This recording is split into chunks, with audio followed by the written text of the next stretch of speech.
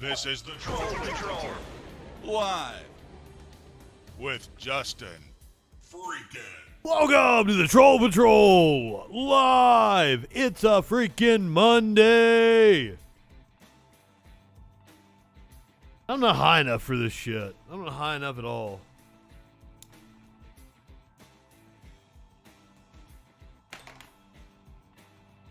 What we talk about on tonight's show? Bullshit, as always. Ooh, I can't wait for this. Is it the apocalypse?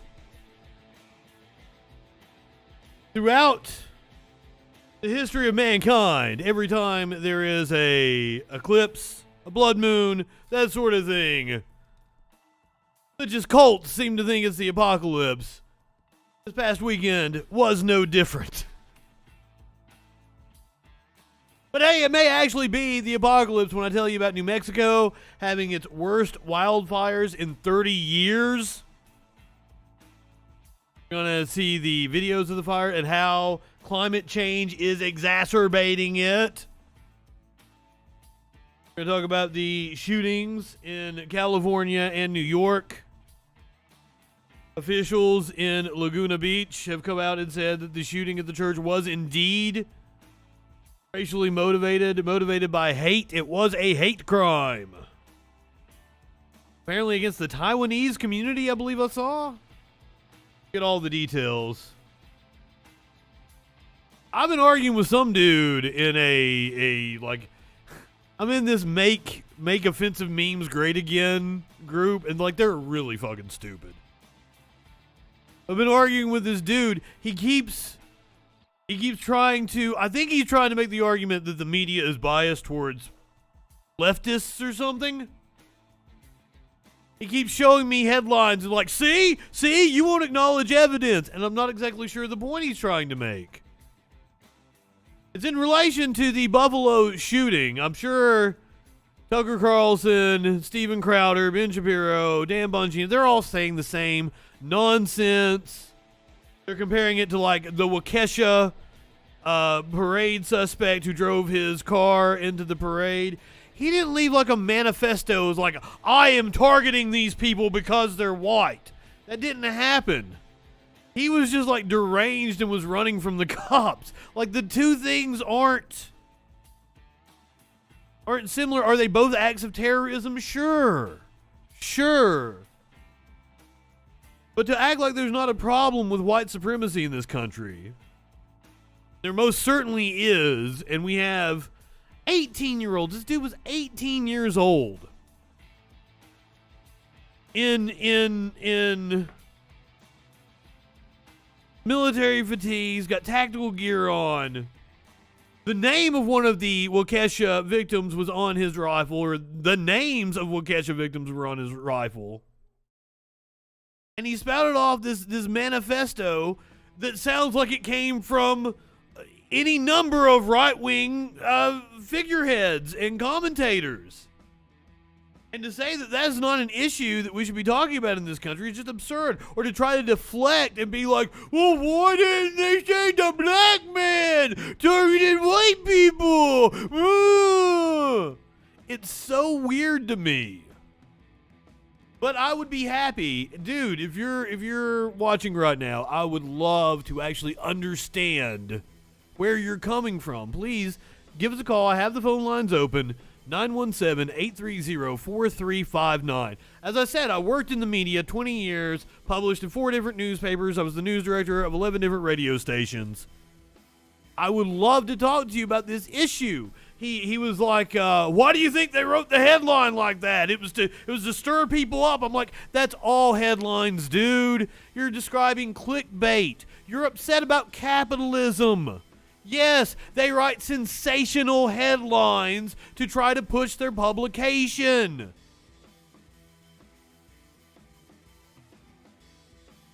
I understand the point you're trying to make. You're just not understanding the point you're trying to make. The point you're trying to make, if it is about capitalism and pushing a sensational type of journalism, then I'm totally on board. Because that's a critique I've been making. But no, you probably think that the media, speaking about it like it's a monolith, that the media has some liberal agenda against white people or some shit like that, which would be news to all of the white Republican bosses I have had my entire time in the media. Tones, RB, love you guys. Welcome. Weed indeed. I'm not high enough for this shit.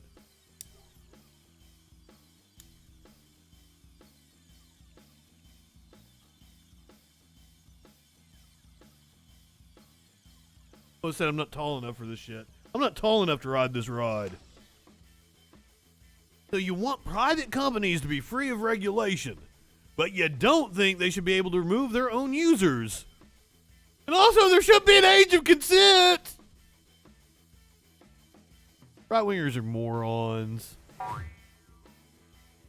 Also, I would like to address something somebody said to me on YouTube here. We got to go find the video. It was on the Louis C.K. video I did.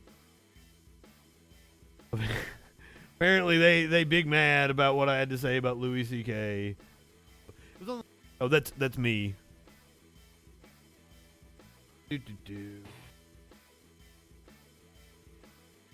Also, I really love the thumbnail of Louis with the MAGA hat on. So their original comment was, you appeal to your opposition so you get their support. Also, misspelled there. Support fro-compromise that then lends credibility to your cause and thus affects more of your opposition to change sides. Attracts more of your opposition to change sides. If you create a situation where you never accept your opposition, even if they change some of their opinions, you're, misspelled your, just confirming to them your, misspelled your, an existential threat to them. This is how civil wars happen, because once people feel communication solves nothing, they'll start voting with bullets, and nobody wants that. Honey, Samuel Blackthorne. Notice how you said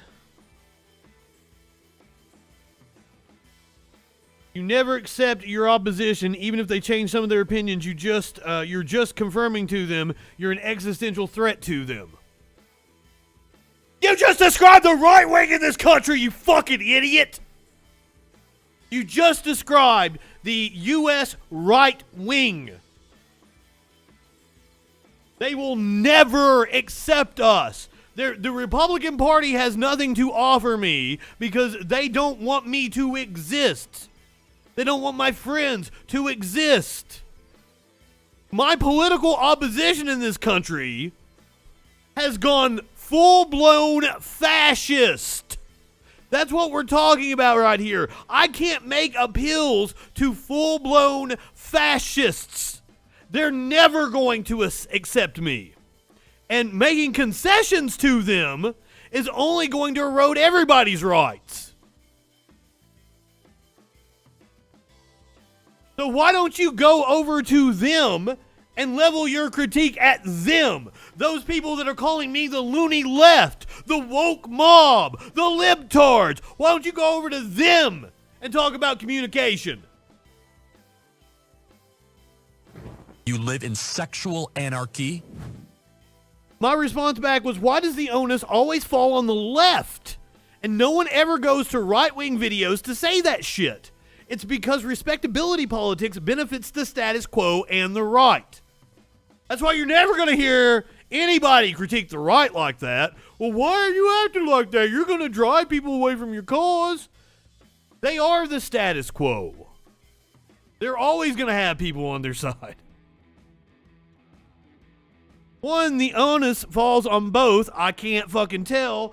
Two, thank you for the generalization about what everyone in the country thinks and does. I don't know where did I make a generalization?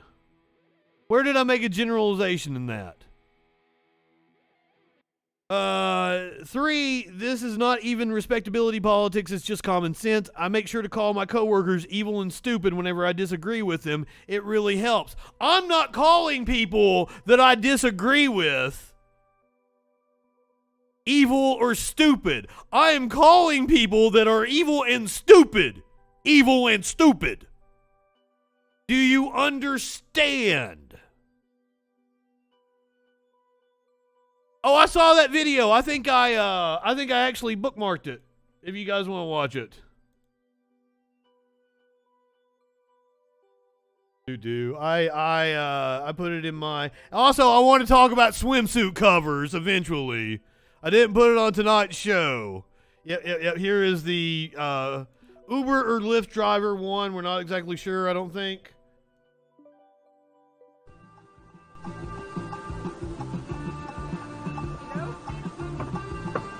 Hello. For Jackie, right? Yeah. How are you? Yeah, you're like a white guy. What's that? Are you like a white guy? See, I can't exactly tell what she says. It's like, oh, I think she gets in the car. It's like, oh, it's a white guy. And is pleasantly surprised or some shit. Are you like a normal guy? Like you speak English? Oh, wow. Oh, you're like a normal guy. You speak English. Wow. So, yeah. You can't make appeals to these people. You just gotta break down and call them fucking morons. Like, that's why I spent years trying to make logical, cogent, sound arguments to people that disagreed with me, only to be called cuck, libtard, snowflake, a whole bunch of pejoratives. So I'm just like, hey, why? Why even try? They're fucking morons. Sorry. No, you can get out of the car. I'm gonna cancel a ride. Good on this dude. What? It's completely inappropriate. If somebody was not white sitting in the seat, what would be the difference? Are you serious? Guy comment, meat cakes, Scrappy, welcome guys. Welcome. Ida, Dustin. Really? Yeah, completely inappropriate. Oh, you're a fucking asshole. It's all on You're camera, a piece man. of shit. It's all on I camera. should punch you in the fucking. Wow, you're a fucking asshole for calling out my racism. I should punch you in the face. Apparently this guy's a business owner. He owned the bar they were picking him up from or some shit. She said, wow, you're a white guy. Oh, well, That's okay. I'm not going to take the ride. You guys can get out. really? Yeah, completely inappropriate. Oh, you're a fucking asshole. It's all on You're camera, a man. piece of shit. It's all on I camera. should punch you in the fucking face. You're going Oh to threaten me. God. Yeah, Assault. Yeah, fuck you. Wow. Because you guys are racist fucks. Dude, you're a fucking asshole. Yeah. Fucking nigger lover. Fuck you. Whoa! Did not hear that last part. Sorry. Get the fuck out of here. No, I'm calling the cops on you, man. Go ahead. It's all on camera. It's all on camera. Do you guys own the place? Is it your place? That's great. Everyone's going to know. Fossils. Yep. They own the place. Do we have the story? Has somebody linked the story somewhere?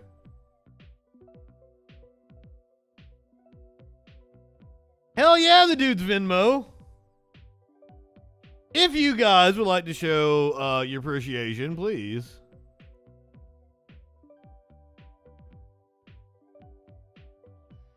John Pick, love you, bro. Love you.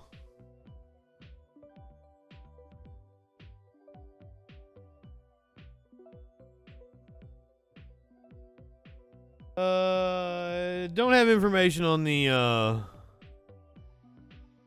bar it is, I don't believe.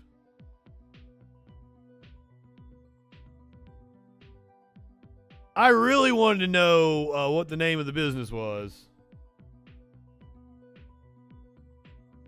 But yeah.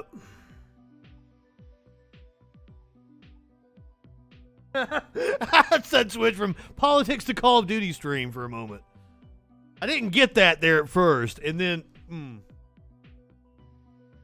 I didn't play many first-person shooters, but I mean the lobbies in the games I have played have been bad enough. So I can imagine. I've heard like it's especially bad with first-person shooters. Especially bad. all right, before we get to the depressing news tonight, please, let's start off with the rundown of tomorrow's primaries. The Republican mega donor scrambled to stop Doug Mastriano in the Pennsylvania governor's race. Republican leaders are pushing to coalesce around Lou Barletta amid worries that the party's current frontrunner, Doug Mastriano, would be easily defeated in the fall. The Republican Senate candidate in North Carolina thrives as Trump and the Club for Growth squabble. Kathy Barnett, who we're going to talk about here in just a second, she's got some demons in her closet, says she can't provide a lot of context for her anti-Islamic tweets. A fracture in Idaho's GOP as the far right seeks control. Unfortunately, John Fetterman is recovering after a stroke before his Senate primary on Tuesday. We have a local news hit about that.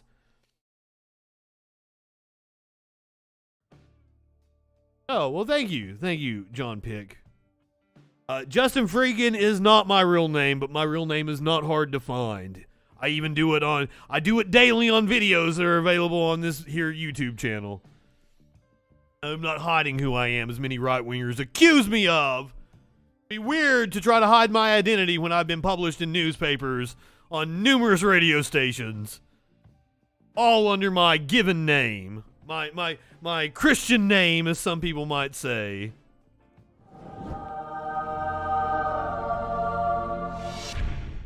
In Madison Cawthorn's district, it's strong opinions for him and against him.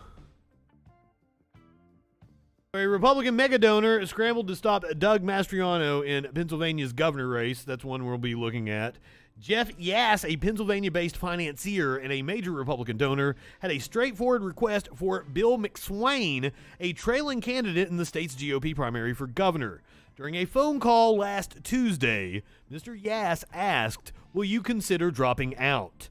Mr. McSwain, a former U.S. attorney who has been fielding many such calls lately, said he would think about it. He had hung in thus far, and with a week to go, why quit now? Mr. Yass urged Mr. McSwain to consider the risk that if he stayed in the race, his candidacy could split the vote in a way that would help a polarizing far-right Republican candidate and put Democrats on a sure path to victory in the fall. The far-right candidate, Doug Mastriano, a conspiracy theory-minded state senator, leads polls ahead of Tuesday's primary.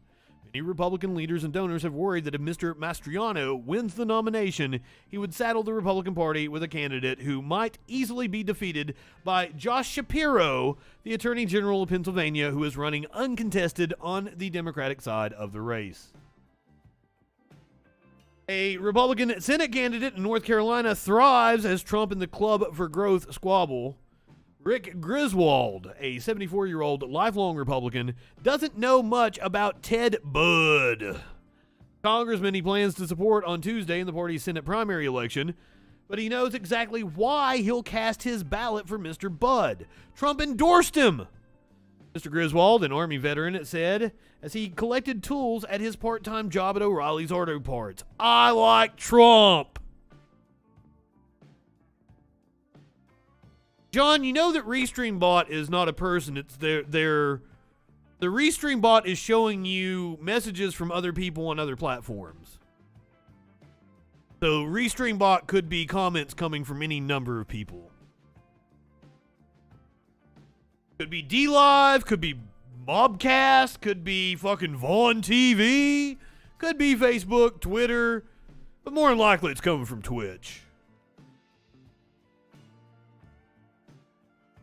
Kathy Barnett says she can't provide a lot of context for her anti-Islamic tweets.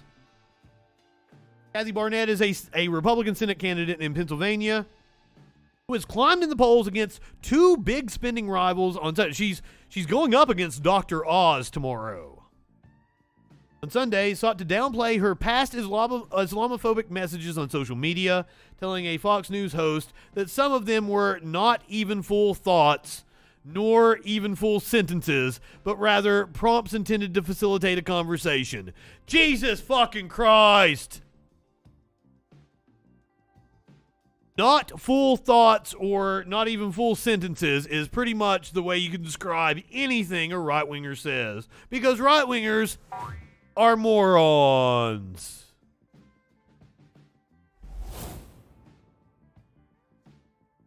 But let's not just talk about her. Oh, we'll come back to that. We'll come back to that here in a second. Hey, Frank, remember Miss Barnett. We're gonna come, or Mrs. Barnett, whichever one you go by, ma'am. Remember her. Hey, Frank. Also, we should just call people Miss. Like, we should not, like, whether they're married or not shouldn't matter. That is something I strongly oppose. Mrs. is stupid. A fracture in Idaho's GOP as the far right seeks control. Governor Brad Little had worked in recent years to slash taxes and ban abortion, but for Janice McGreechin, who is the lieutenant governor, we've covered her before. And the hundreds gathered at a candidates forum sponsored by the John Birch Society in late March. The governor was at a cross purposes with their view of just how conservative Idaho could and should be. So I guess the sitting governor is running for re-election, and the lieutenant governor running against him. That was the Republican who left the state briefly, and the lieutenant governor issued a mutinous but short-lived ban on coronavirus mask mandates. John Fetterman, let's go ahead. Let's hear from local news hit. The front runner in the Democratic Senate primary in Pennsylvania, which, by the way, if he wins in the fall, will be a pickup for Democrats in the Senate. I am predicting that the Democrats pick up about 2 seats in the Senate. It could be as many as 4. I think the Democrats retain control of the Senate. I could be wrong, though. But Fetterman is one of the likely seats they will pick up. As he will stay in the hospital for now. He needs some time to rest and recover. He was admitted to Penn Medicine's Lancaster General Hospital, which means it is very possible he will not be on the campaign trail tomorrow, Election Day, in Pennsylvania. Lieutenant Governor John Fetterman running in the Democratic primary for that open U.S. Senate seat. He says he was feeling unwell last week, the exact symptoms unknown right now, but the campaign says he suffered a stroke caused by a blood clot, likely triggered by his heart beating in AFib, which usually means a rapid, sometimes chaotic heartbeat. Now, the campaign poor dude. doctors told him there was no cognitive damage to his brain. Fetterman says he initially avoided going to the emergency room, but it was his wife who pushed him to get it checked out. They released this video last night. Thank you, Fetterman's wife. As you can see, we hit a little bump on the campaign trail. Yeah, it was on Friday. I just wasn't feeling very well, so I decided, you know what, I need to get checked out, so I went to the hospital. I made you get checked out. Yeah. I made you. Well, Fetterman was initially diagnosed Friday. The public informed Sunday afternoon. His primary opponents, meantime, offering words of encouragement. Connor Lamb saying that they're wishing him a speedy recovery, and Malcolm Kenyatta saying he hopes to see Fetterman back on the campaign trail soon. However, at this point, it is unclear when that could happen. We have reached out to the campaign for more details about the lieutenant governor's health. We are waiting on a full list of answers back. For now, we're live in Center City. Randy Gyllenhaal, NBC. So hopefully Fetterman pulls it out tomorrow. It is very possible that it's going to come down between Dr. Oz and this lady to be Fetterman's opponent in the fall. Pennsylvania Republican candidate Kathy Barnett marching toward the Capitol on January 6th. We just talked about in the New York Times article her Islamophobic statements. This is the thing that's far more worrying to me, other than the fact that she's a bigot. Barnett is in a tight 3-way GOP primary race and Pennsylvania Senate race. She argues she was more MAGA than Trump-backed Dr. Oz. She was pictured marching to the Capitol on January 6th. Probably is more MAGA then. She was seen, she's part of the Ultra MAGA. Which, by the way, I've seen conflicting reports. Fox News is reporting that a liberal think tank workshopped Ultra MAGA for 6 months. The White House said it was just Biden saying it off the cuff. I would hope he just said it off the fucking... If they paid somebody to come up with that bullshit, Jesus Christ, that's why I need to run for office or get somebody to run for office and let me be their communications person, because apparently it's a gravy train.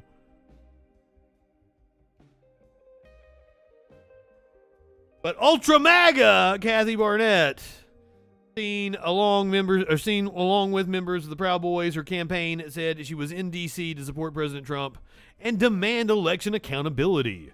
But she did not participate in destruction of property, according to the statement. There is not evidence she breached the Capitol or engaged in violence. Close in here.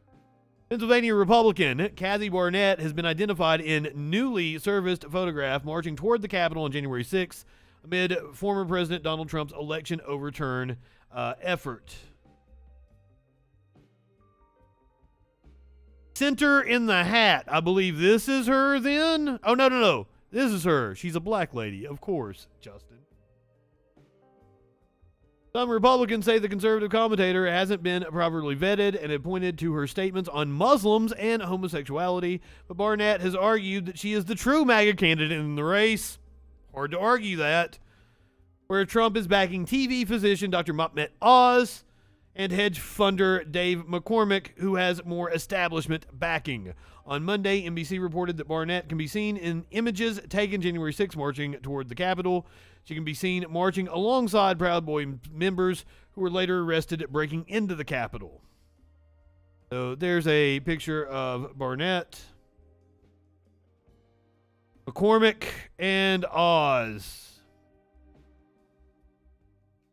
Ginger, welcome.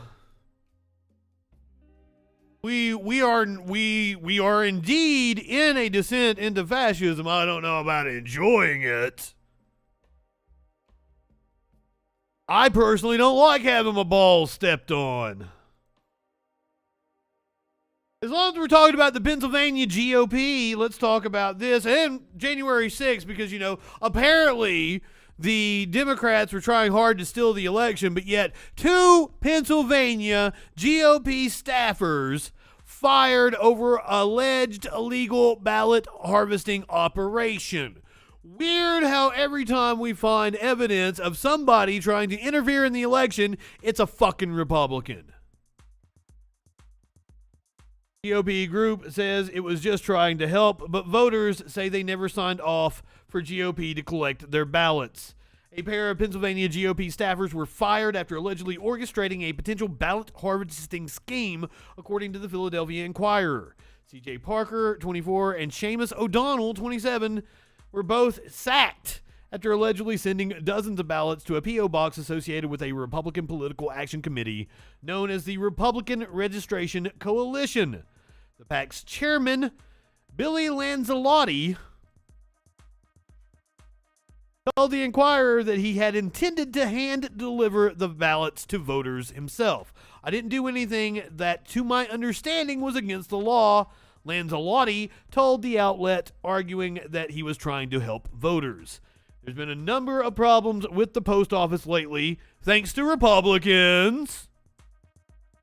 Checks are being stolen out of the mail. They like it this way because I'm someone they trust. They should not trust you. Ballot harvesting, which involves having a third party collect or distribute ballots on behalf of voters, is strictly banned in Pennsylvania except to assist voters with disabilities. State law mandates that voters fill out and deliver their ballots themselves unless they provided authorization for someone else to perform both tasks for them. According to the Inquirer, that's the Philadelphia Inquirer, not the National Enquirer, only one of the voters whose ballots were collected by the Republican Registration Coalition had actually received their ballot. Many of the voters did not reportedly remember signing off on having their ballots collected or distributed by the PAC. The Inquirer also reported that there is no indication that Lanzalotti attempted to tamper with the ballots in question.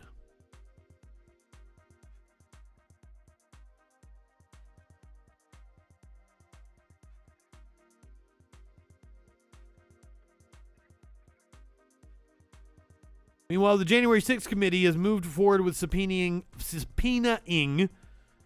5 sitting Republicans, including it says Speaker Kevin McCarthy. Kevin McCarthy is not the Speaker of the House. He is the House Minority Leader. He would be in line to be the Speaker of the House should Republicans retake control. He was the Speaker of the House previously. Bipartisan House committee investigating the January 6, 2021 attack on the U.S. Capitol and former President Donald Trump's alleged attempts to overturn the 2020 election results have subpoenaed 5 House Republicans, including Minority Leader Kevin McCarthy.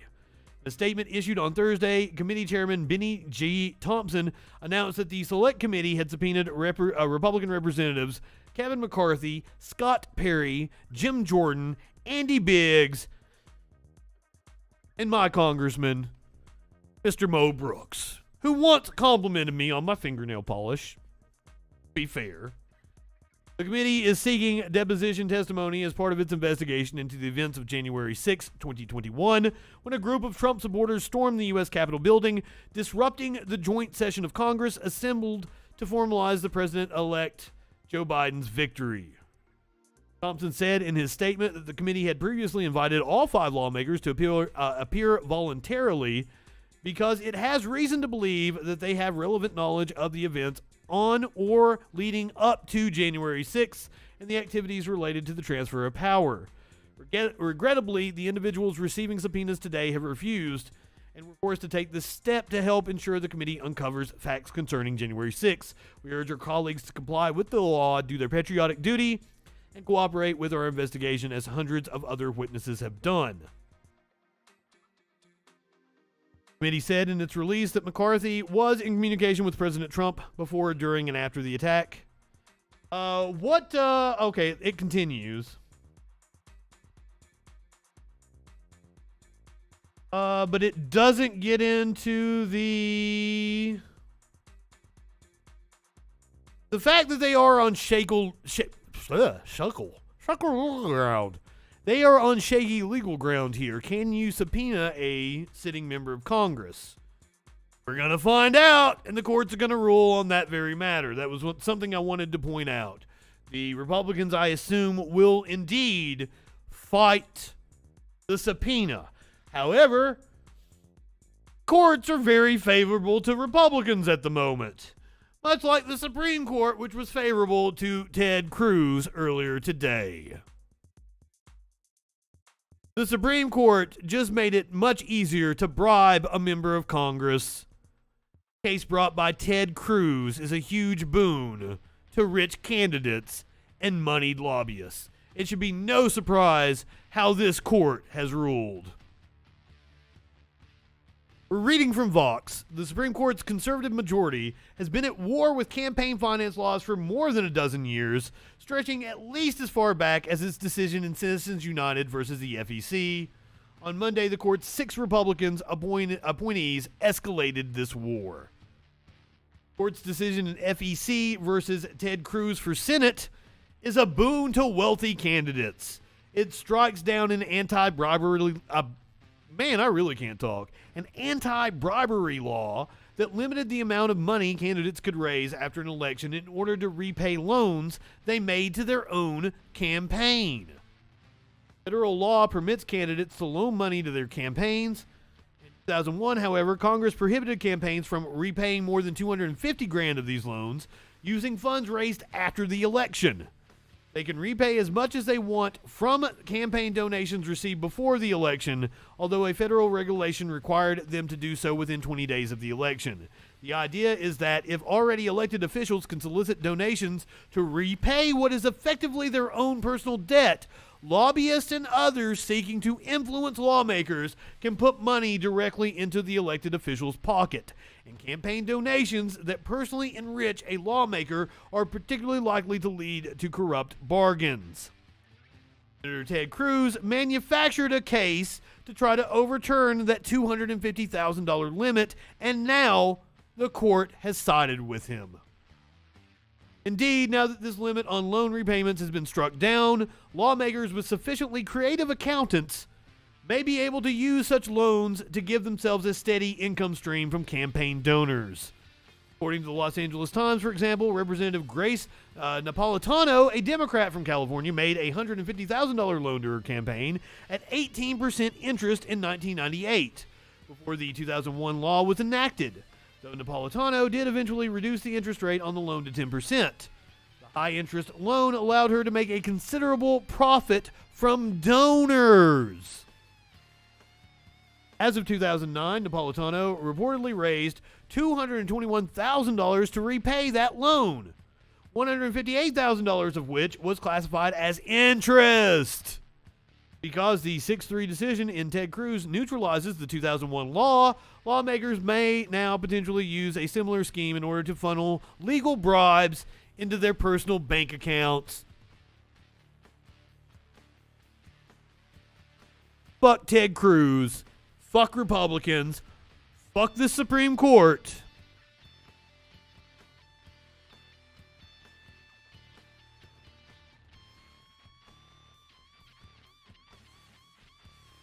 This is something the law was written because of a Democrat. So this is something that both sides of the aisle should be able to agree on.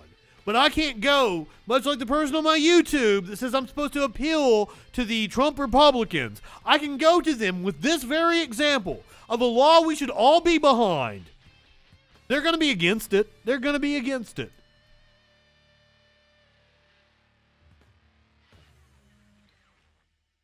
Comment, I tend to agree with you. I mean, we got to try. We can't resign ourselves. We got to fucking try. But damn, is it an uphill battle unless a whole bunch of baby boomers die off. And RB is not just baby boomers. People older than baby boomers. As I pointed out many times, some of the people that are in the Senate and Congress are fucking older than baby boomers.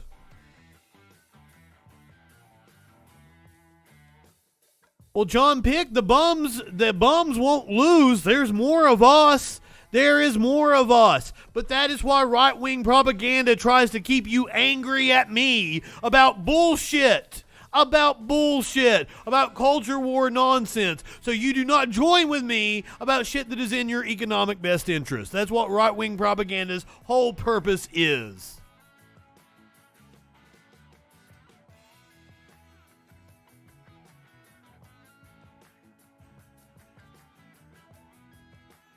Yes, Scott, and that's another thing is like the discrepancy between vaxxers and anti-vaxxers is leveled out now because immunity is waning. Answer my phone.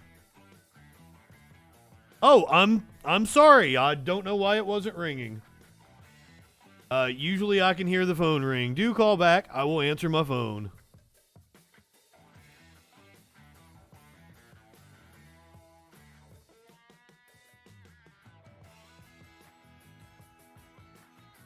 I don't know why it wasn't ringing.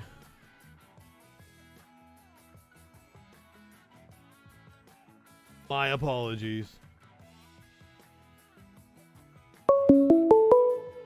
There we go. Caller, you're on the Troll Patrol. What's going on? Justin, my brother, how are you? I am fantastic. How are you? Dude, you are looking and sounding fucking awesome.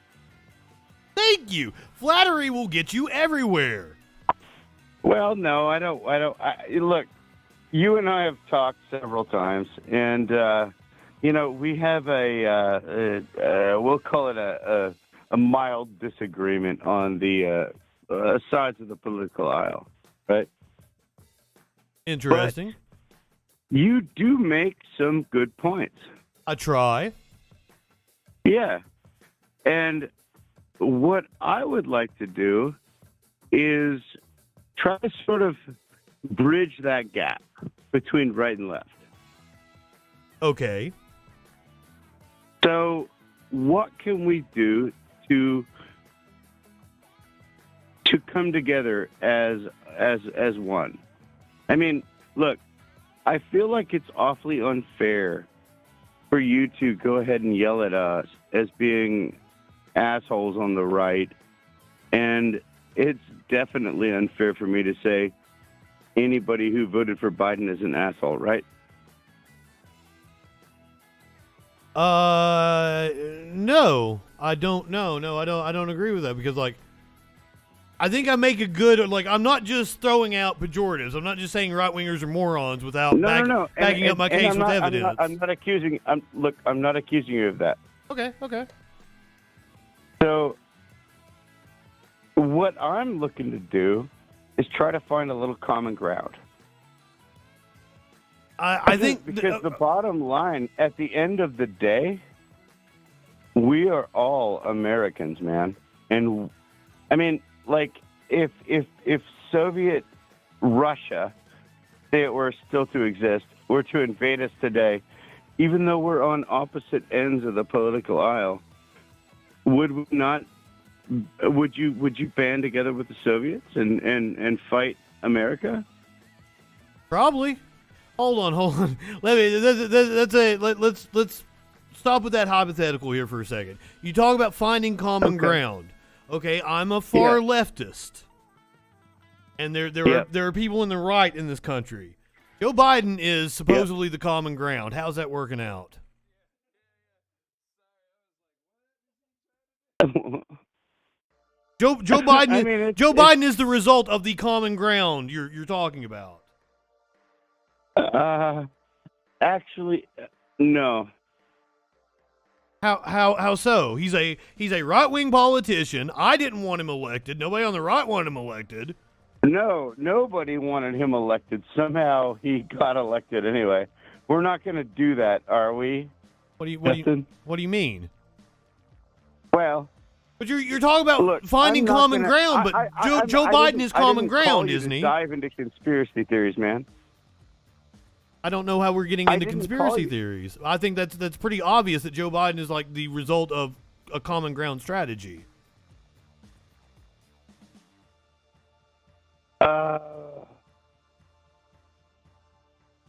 Okay, let's go down that road. Let's say he is, and if. But there is. No, dude. We are at a point. No. Okay, like where is Tucker? No matter what happens, Tucker Carlson is never going to praise a Democrat, right? Yep. That is like the why you're wanting me to find common ground with people who do not want to find common ground with me. So it's hard for me to get there, right? No, Justin, it's not about fucking Joe Biden or Donald Trump or Tucker Carlson. It's about John Pick or Justin Freakin or I don't know, like some of the other people. 16 Tone Studio. But the problem. RB. It's about. But the problem. Borg. But the problem we face right now. No. The problem is that we let these fucking assholes at the top determine our opinions too much. What we really need to do is talk about it amongst ourselves. And fuck all these assholes at the top. Fuck the elites. All of them are bullshit. We know that. We can agree there. Tucker Carlson, fucking Brian Stelter, fucking cure for what you're talking about is leftist policies. We live in a hyper-capitalist society. This is late-stage capitalism collapsing. Well, the problem with what you're saying is that capitalism was actually a phrase invented by the Soviets, tried to disparage the American economic system. But let's let that go for a second. That's not true. Capitalism works. It doesn't. You know why? Because of a rising tide lifts all boats, man. You're not in a rising. Ho. First of all, like this is a misnomer about capitalism. They always point to the people at the bottom get lifted up, which is correct. But what you don't see is the rest of the fucking graph, that all of the gains in capitalism go to the very bottom and the very top, and it hollows out the middle. Yes, yes, yes. Yes, I agree with you there, Justin. And I agree Well, with you well you because- should, because it's all the data shows it. Look, no, dude, you're not catching an argument. What I agree with you, and you know what? And the problem with that, sir, it doesn't have anything to do with left or right. It has to do with fucking. It has to do with economics. But it does. The answer to our problems is leftist policies. Left or right politics. Yes, it does. Yeah. It totally does. The cure for our problems as a society is leftist policies. Yeah. Well, see, here's what I really, really do, and you know, we've talked many times. You know, not many, but like maybe 4, 5, 6 times. Okay. And you and I feel like I have a pretty good respect for you. We talked about the Keystone Pipeline and the Seattle Seawall and all this kind of thing. Okay, John. Okay, I remember you now. I had. And I'm a very reasonable guy, right? Are you? And I'm not trying to fucking come on here and yell at you and scream at you, because you know what?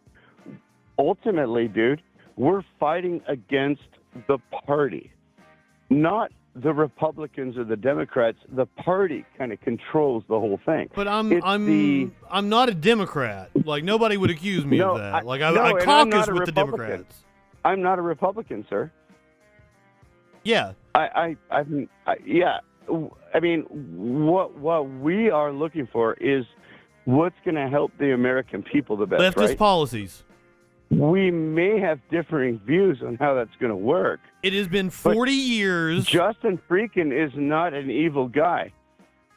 John Pick is not an evil guy. I agree. We may have differing views on how to get there, but I mean the rhetoric and the frickin' vitriol and the anger, it just destroys my heart, man.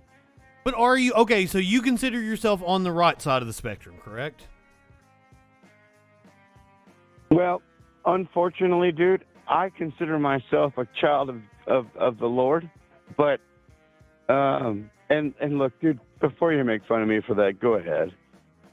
No, I'm not going to. You've been incredibly respectful. I'm not going to make fun of you for it. I am a child of the Lord, okay? And I just want what's right for my country, bro. And leftist policies, like that's like Jesus. The policies are fucking promoted leftist policies.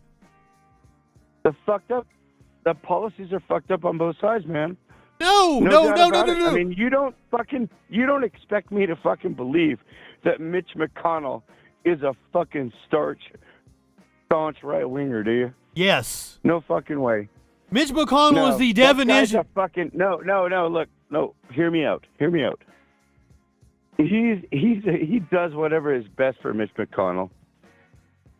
That guy, I wouldn't vote for him in 100 Dude, fucking he years. has been one of the most principled Republicans that has ever existed, and one of the most effective lawmakers in the history of this country. That is so untrue.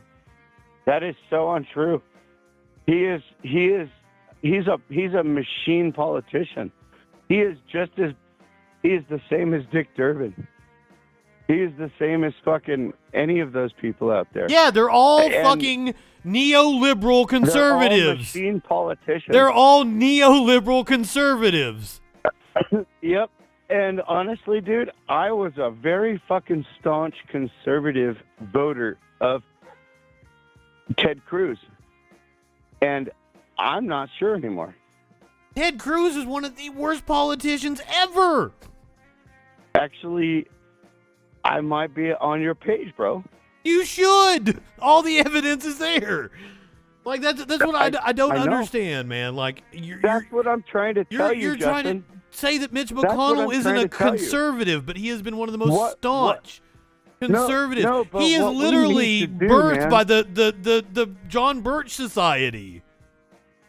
What we need to do, Justin, is band together as Americans and force all these fuckheads out. Leftism. Leftism is Rightism, collectivism. Fuck you-ism. Whatever-ism. Why do we have to have isms at all? What happened to Americanism?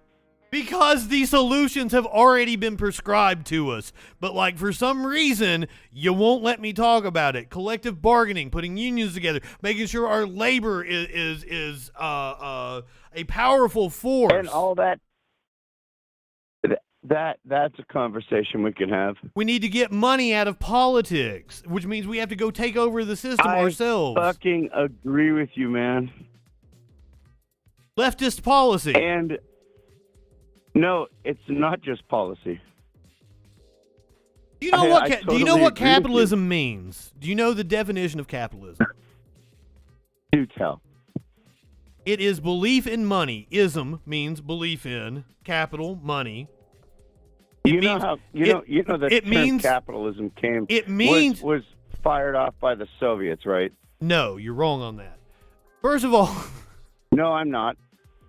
Yes, you are, because it was invented by an American philosopher, and I'm blanking right now, dude. Like, you don't know what you're talking. And this is the same thing with the Seattle seawall and the Keystone Pipeline. It's back to man, I don't want to have to keep telling you you're wrong about things.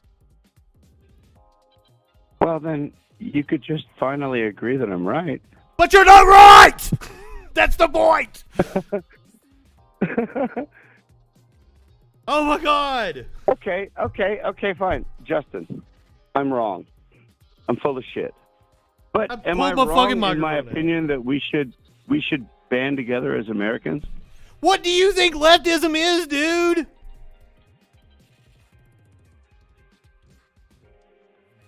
We should band together as Americans. Leftism is collectivism. Banding together as Americans. It's the right wing trying to get you from joining. Yes, dude. Is anti-American. Collectivism is anti-American. We did not become this country because shut up for a second. You just said we need to band together as Americans, and then said collectivism is anti-American. Are you a fucking idiot? Apparently.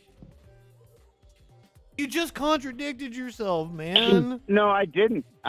You're twisting my words, man. You don't have to be a collectivist to get together as an American. I don't have to fucking pay my neighbor's mortgage to be just as willing to defend his house. Okay, I agree with you. Hold on, shut up, dude. Shut up. No, you shut up. I agree with you. Why don't you hear me out? Will you hear me out for a second? Please? Go on. Okay, so I don't have to pay my neighbor's mortgage to defend his house from intruders, right? That is Americanism. That is love thy neighbor. And you know what? If you want to go and do that, that is out of the Bible. Because I don't necessarily like all my neighbors. But I will defend their property till the day that I die, as long as I live here and I'm able to do so. And I would hope that they would do the same for me. But collectivism means that I'm going to pay their mortgage. No, it doesn't! Jesus fucking Christ. No, that's what collectivism is. It's I have to pay their mortgage. And now, don't get me wrong, bud. No! Where are you pulling this from? If I had a neighbor that came to me and said, hey, look, I'm running a little short this month. Could you help me? And I'll tell you this because I've seen me do it. I have paid neighbors rent with no obligation whatsoever because they were solid people. They had helped me out in the past. We had, it's not even a quid pro quo. John, John. Can you help me out? Explain to me how I'm supposed to find common ground with you and join with you to take out the elites when I tell you, join with me in collectivism and institute these policies, and you're like, no, that's anti-American. Do you see the disconnect here? No. Yeah, well, I do see the disconnect. But the disconnect is you can't have collectivism that works at the point of a gun. That doesn't make any sense, John. To do. You can't be like, well, collectivism doesn't work when it's enforced at the point of the gun. What the fuck does that mean, dude? I can explain it to you. Please. Okay. So, if you're forced to do something, it makes you resentful of that act. If you choose to do it, then it either is a righteous act, and listen, stop, don't. I know what you're going to say. Some people think that you can get to heaven based on your acts. Well, Jesus Christ didn't say that. He said that your acts are important in your journey to heaven, but you can't be a fuck-assa and then just pay somebody's rent and expect to go to heaven. Charity is charity for a reason. And so if you want to donate to charity, what you are saying is right-wing fucking nonsense to keep you from joining in me. It is to keep you from joining with me to nationalize industries that would be in our best interest. This conversation. John, let me talk. Let's take health insurance for instance. A lot of right-wingers will say, like Rand Paul made this argument. You can't force me at the barrel of a gun to provide health care to somebody. That's not a free, blah, blah, blah, blah, blah. You've heard that argument. That's the same argument you just made, right? No. Yes. That was the argument you made against collectivism. That was the Rand Paul argument. Look, I said I'd let you talk, and so you asked me a question. I disagree. Go ahead. But that was the very same argument Rand Paul made. I don't even like Rand Paul. You can't force me as a doctor at the barrel of a gun to provide health care to somebody. That's not freedom. But what we're actually talking about here is pooling our tax dollars together because it is cheaper. This collectivism is what I'm describing here. Because insurance works best when everyone's in the pool. The more people there are in the pool, the more it disperses risks. So the cheapest way to provide... Why did Mick Jagger fly from the UK to Miami to get a heart fucking surgery with socialized medicine in the UK? Oh my God, dude. Like... I'm asking you a question. My cousin... I'm from Washington State. My cousin... Hold on. Okay. Yep. Do you disagree that we rank, I think 30th last time I checked, in healthcare outcomes in the world? I'm not sure I brought up that statistic. Well, that's where we rank. In healthcare outcomes. Based on what? Based on what?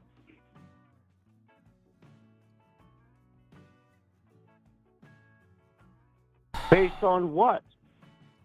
Healthcare outcomes! Based on what?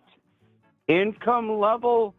Based on... Overall, the entire country, we rank 30th. Because while Mick Jagger can fly in here and get whatever the fuck he wants done, my teeth are rotting out of my head because I haven't had insurance my entire goddamn adult life.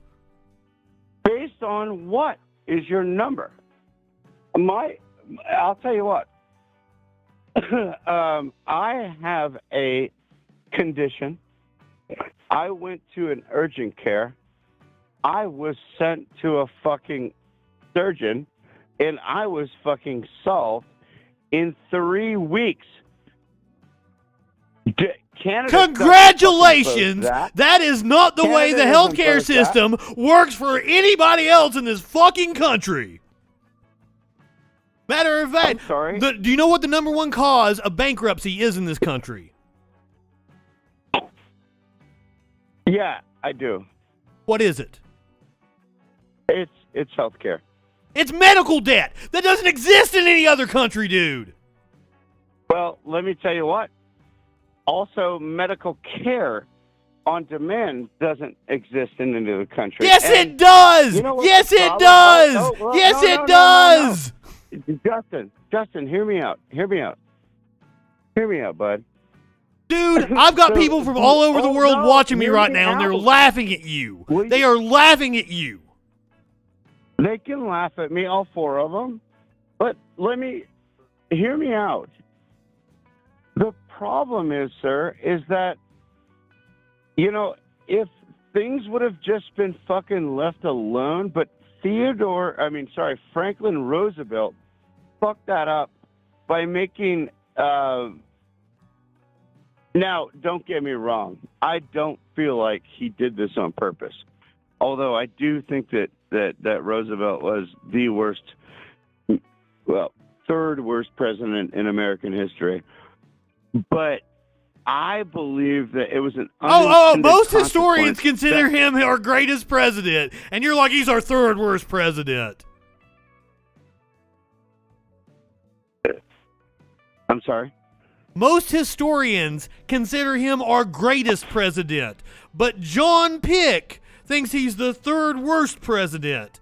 Interesting. Well, okay, fine. I did tell you it was my opinion, right? I don't know why you have to lay into me about my opinion. We just talked about how opinions are an American right. But hey, man, Anyway. like we've talked before, and like Well, multiple let times me I've had to be like, explain that's to you why I wrong, that's think wrong, that. that's wrong, that's wrong, that's wrong. Can I explain to you why I think that?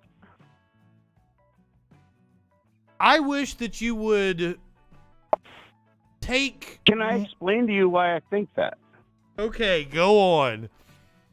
Okay, so during his administration, and actually I think it was even during Woodrow Wilson, a couple of administrations before him, they set up the income tax, right? I think that was Woodrow, right? Oh, Woody? Dude, you're getting ready to hit me with some far right fucking nonsense, aren't you? No, I'm not. I'm getting ready to hit you with some truth. Dude, there is no opinion here. So, Woodrow Wilson implemented the income tax, and he did it in such a way that it was taken out of your check by your employer without the employee ever seeing it on his, like he didn't have to cut a check to the government, right? Yes, no? Fuck, I don't know what the fuck you're talking about, dude. It's the income tax of 1913. Is that not true? I've not fucking studied it. So, I'm leading up to this. So, the only reason the income tax flew was because they were able to backdoor it through Woodrow Wilson, who is, by the way, probably, he was a progressive leftist, right? Yes? No, he was a horrible racist, and he was very bought out by business. Fucking yes, sir. You and I, see, we get it. But no, he was not a leftist. I don't think you know what a leftist is. Well, okay. I'll concede that point. But he's the one that instituted the fucking For example, tax. what do you think Abraham Lincoln would be classified as? I'm sorry? Abraham Lincoln. What would you classify him as? Oh, man. Abraham Lincoln was... Yep. I agree with you, Justin. Agree with what? That guy had no fucking intention on ending slavery. I said that? No, but you know. And no, that is not what he said either. No. It said if he could preserve the Union while ending slavery, he'd do that. If he could preserve the Union while preserving slavery, he'd do that. That's not exactly his intention. Yeah. Yeah. But what does that have to do with it? I asked you how you would classify Abraham Lincoln. I would classify Abraham Lincoln as a fucking Mitt Romney. I don't think you know jack about That guy politics, straddled dude. the fence. No, he straddled the fence. he did what he had to do, and he did what was right. Ultimately, unlike Mitt Romney, there's nobody like Abe Lincoln. I mean, it's hard to say. Like, Abe Lincoln was a very polarizing figure. He had one foot out the door and the other one on a banana peel, no doubt about it. I mean, you can look at the Douglas debates, right? And he kind of got, Abe Lincoln is the kind of guy that was drawn into greatness. He wasn't a great man. Can you agree with that? To me, you're just repeating shit that you heard on History Channel or something. Oh, yeah?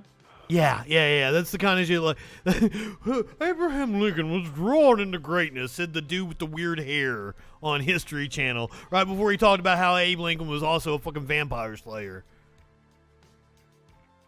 Wait, was he? I missed that part.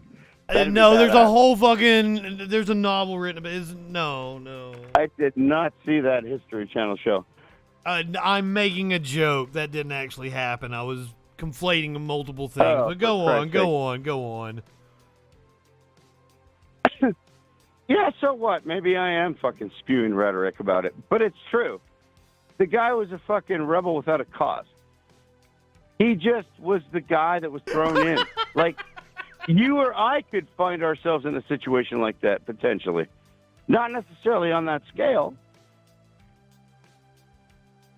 But we have been all over the place here. So I once again, back to collectivism. The problems we face as a country require collective. They are bigger than we are able to solve by ourselves, like the fact that our healthcare system is incredibly broken. We rank 30th in the world. Yeah, that's right. We were going toward how that happened. We rank 30th in the world for healthcare returns. That's right. Let's circle back to that. The reason why that happened is because we have privatized health insurance in this country, with a very fractured. And when it was actually privatized without government intervention, because I don't know how old you are, Justin, but when I was a kid, it used to cost like $20 to go to the doctor. And I'm not that fucking old. But, like the government, Roosevelt did the whole Labor Reform Act.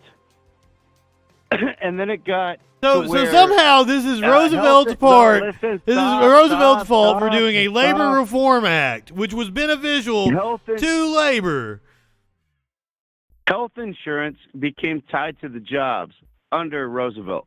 Yes, I agree. And that's when the government got involved in health insurance. And that's when shit got all fucked up. Yeah.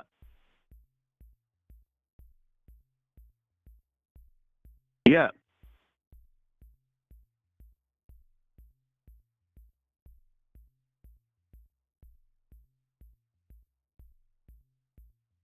So it's the government's fault that health insurance is so bad. Yeah. You're an idiot.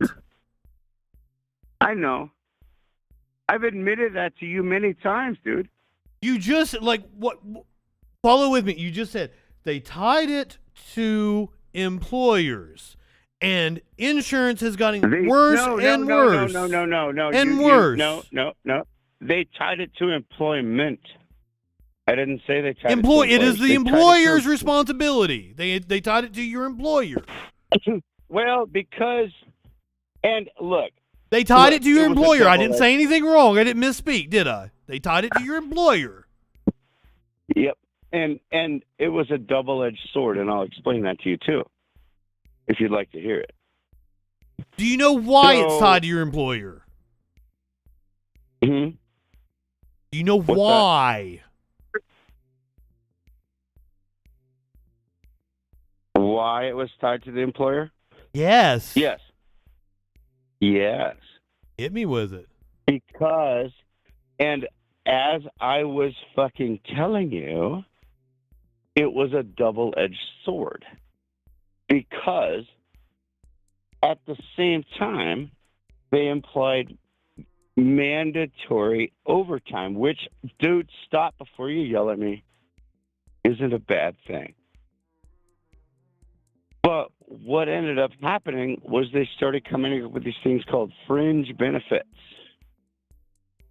And so health insurance became tied with employment as a fringe benefit because they were not allowed to You're pay almost their there. You're employees. almost there. You're almost there. So that employers Finish can me, hold buddy. it over your head. And that is the reason why they don't want to change the system. Okay, so Justin, look, common ground, brother.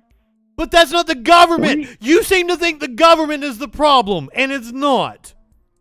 Everything with you comes back to the government did this, the government did that, without ever acknowledging who lobbied the government to do that, or that who is paying the politicians to put that into effect. Corporations are fucking you. Hey, Justin, I'm actually going to give you that one. You're fucking right. I know I'm right. I'm well aware of it. And I have all the solutions for you, but you tell me that the solutions are anti-American. Yeah, absolutely they are. So my solution is to the remove solutions that my solution is to remove corporations from the administering of our health care, put everybody in the pool which disperses the risk, and do a single payer system. Anti-American is making me pay for your health care. That's anti-American. That's not what we're talking about. We're talking about What pooling are we risk talking in about? insurance. You say, oh, it's me having to pay for you. No, we're all paying into the system because in the system we're at right now, you're paying way more than you would. John, shut up and let me talk. Shut up, John. Shut up, John. Shut up, John. The problem that we have, dude, you are paying way more than anyone else in any other fucking country. The United States spends more on healthcare than like the next 5 countries combined, dude.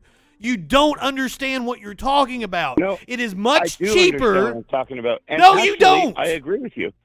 I agree with you. Do you? I Because 100% the solution I is a agree with you, single-payer, Justin. universal healthcare system. That is collectivism. that is socialized medicine, as the right calls it, and that is the solution to our healthcare problem. Is it perfect? No, but it would be much better than the system we currently suffer under. Oh, no.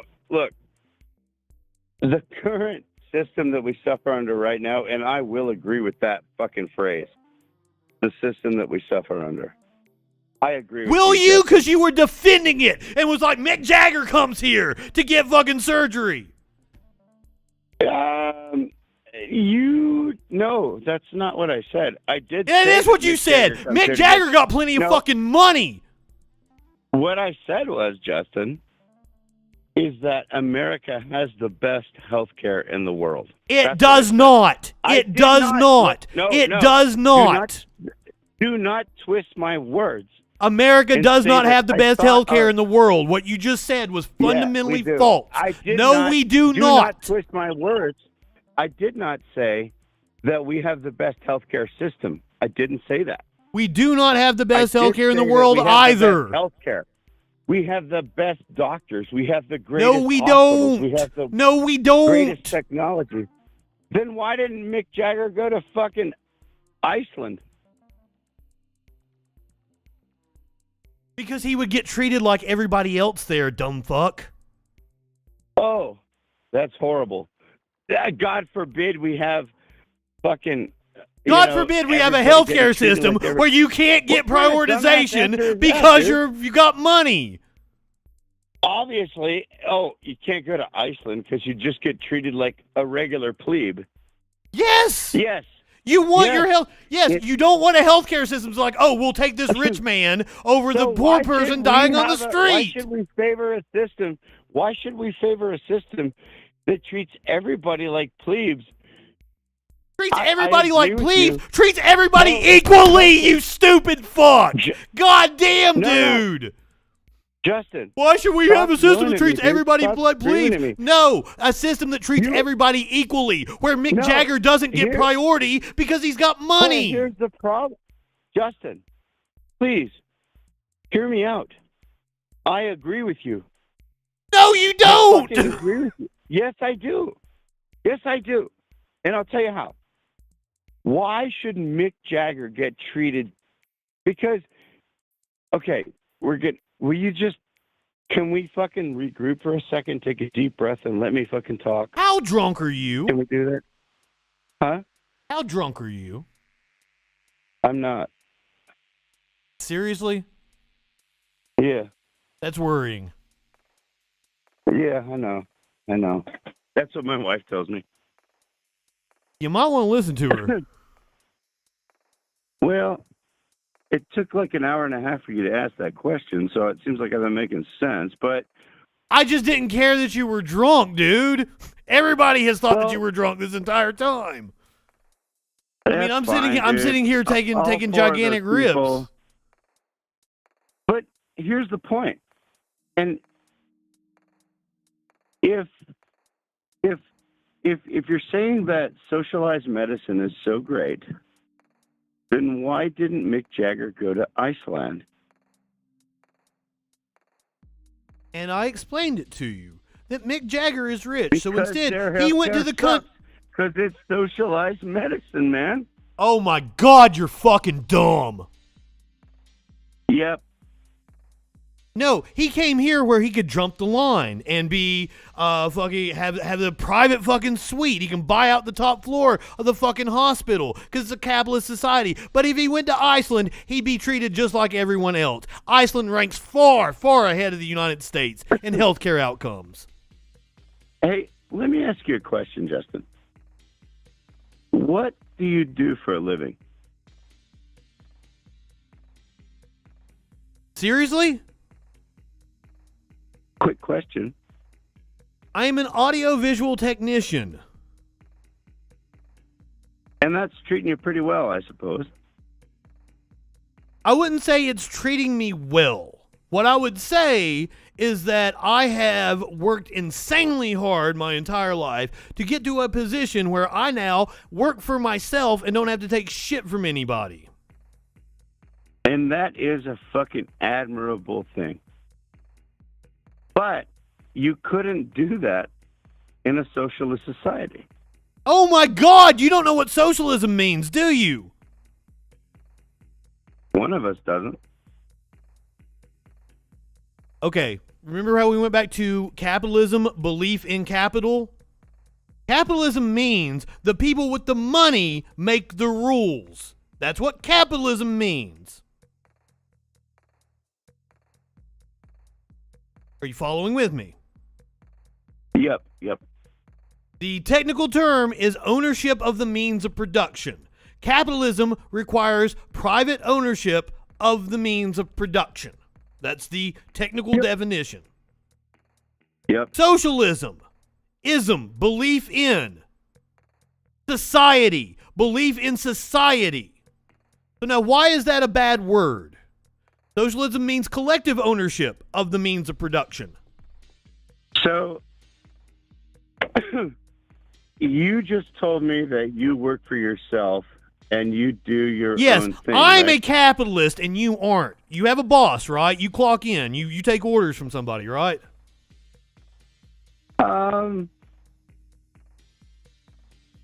No, not really. I mean, yes, there is a... You have a boss. You work for somebody, correct? You are an employee. You get a W-2. Yeah. I don't get a W-2. I file my taxes as a small business owner. I am a capitalist, and you aren't. You understand that, right? Because Okay, I so then own why are my you means of arguing against production. capitalism? I'm not against capitalism. What? Oh my God, I'm not against capitalism.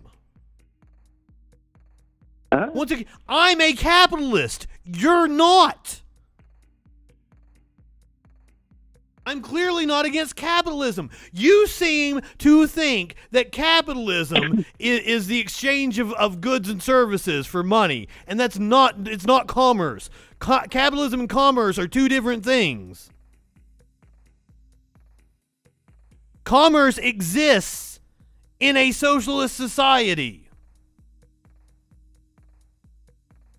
Yeah, I mean, the NBA will tell you that. Huh? I mean, they're sucking the dick of China, but anyway. China is more capitalist than we are, dude. China's kicking our ass at capitalism. You are your own boss, though, right? Yes, I file my taxes as a small business owner. Dude, I appreciate you, man. I don't get a W-2. I am a capitalist. You are not. So why are you sucking the dick of capital?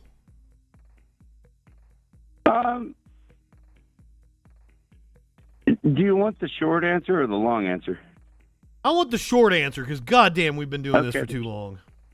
The short answer is that yes, I do work for a firm. That's fact. Yep. Yeah, you have a And boss. I do get a paycheck. They own your get a- means of production. No. Yes. No. Yes. No. Yes. No. Then why do you No, work for I them? do- Because I'll tell you why I work for them. Because they have a really good reputation. Because they're the And capitalists. I have- They have the money. They have the means of production. That's why you work for them. But I am the fucking product that they buy. I am the whore. I No, have my you're not. own- I run my own small business under that umbrella. Yes. No, it is you under that don't. umbrella. You don't. Except I do. I actually don't really have a boss. I do have somebody who, I guess you could say, looks over me, but I don't talk to my boss ever because I do my own work. Dude, you are I stupid, kill it. man. Like, I eat it. appreciate you being here, but like, man, like, why are you so dumb? I don't know, Justin. Like, really? Let me ask you this, too. Why do I fucking like you so much? I think you're awesome, man. I appreciate really you thinking do. I'm awesome, man. I respect the hell out of you. Nothing, And you insult me constantly, and that's, it's fine. But dude, I love you. I'm not insulting you. You're just very ignorant on things. That's just a statement of fact. I wish I was more ignorant because, ever since, dude, I've been around the block a lot. And look, I know that I can't read them. I don't have my glasses, but I know that your people are in the comment section making fun of me. And you know what? I love all of them too. I love them for sticking with you, and I love them for fucking hearing us out. And I'm not going to give that up, dude. I'm not going to give up my principles. I don't know what principles you have, man. I really don't. Yeah, you do. No, I don't. I know freedom. nothing. You have said nothing. I haven't. No. I know that you're a Christian. That's about all I can gather from you. Is that bad? It explains a lot. It means you're gullible. What's how's that? I don't know how that's not like I'm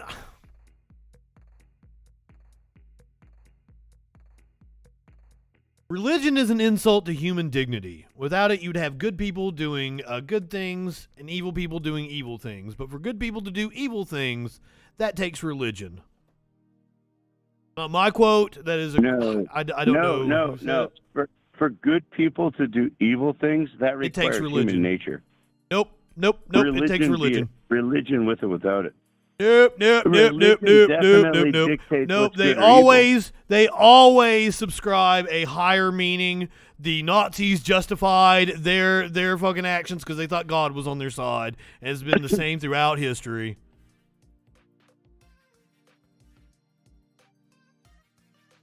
Yeah, that is true. I know it's true.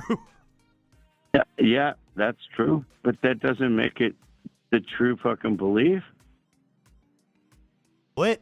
It's true. That doesn't make it a true fucking belief. I don't get that. The KKK. Okay, so are you telling me that all Muslims are terrorists? No. Of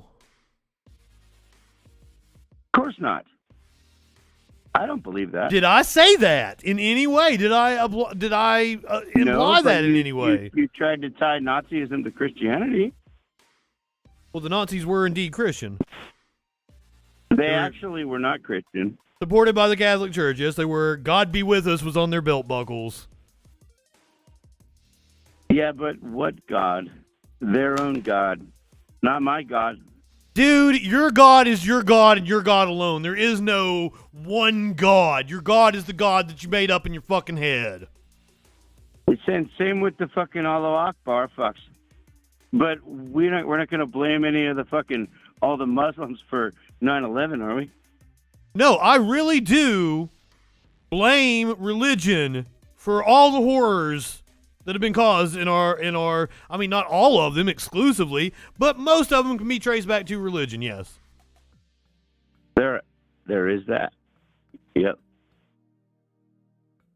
And I don't know why. You people insist on believing in this shit, and it's just so you can justify your own actions, I believe. That's my belief. I can tell you why. Because there were a lot of sects back in the day. Not sex, but SECTS. Yes, I get you. A lot of religious sects. Yeah. And the Old Testament was full of fucking anger and vitriol, and that was misinterpreted as, yeah, it was fucked up, man. I get you. I 100% agree with you. See, the problem is, Justin, is that you and I agree on almost as much as we disagree on. We just can't, I guess, use the words to make it work, because you and I have agreed on a lot of shit tonight. You never explained why you're a Christian. I'm a Christian because I think that my Jesus Christ is my Lord and Savior. That's stupid. Okay, that's okay. You think you can telepathically communicate with some kind of a deity, dude? Nope. Yes. Nope. Yes, you pray to Jesus, don't you? I do. You think you can telepathically communicate with a deity? That is just me describing what you're doing. Yes. No. Yes. No. God hears your prayers, right? God hears my prayers because you are telepathically communicating with a deity. No.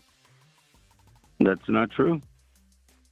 I don't pray in silence, Justin.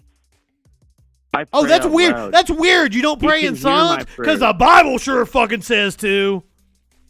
No, it doesn't. Yeah, it does. I pray out loud. I don't pray silently. It says not to make a show of prayer. And that's okay. To be in your room, be silent. It does make me feel better. And that's what. Okay, that has nothing to do with the world and how it works. You're nutty, right? You're nutty. You believe you got a personal deity. That's a little nutty. I guess so. Yeah, I mean, if you want to look at it that way. I do. I'll go ahead and go with that. And I think that people that believe that there are a personal deity should be kept away from the levers of power. Except for the problem is, Because you Justin, people he's not are my fucking personal nuts. Deity. I don't have a personal deity. I have the Lord and Savior Jesus Christ. He's not my personal deity. I'm not praying to Frank. I'm not praying to Justin Freakin. I'm praying to the Lord and Savior Jesus Christ. He is not my personal deity whatsoever. That's not what that phrase means.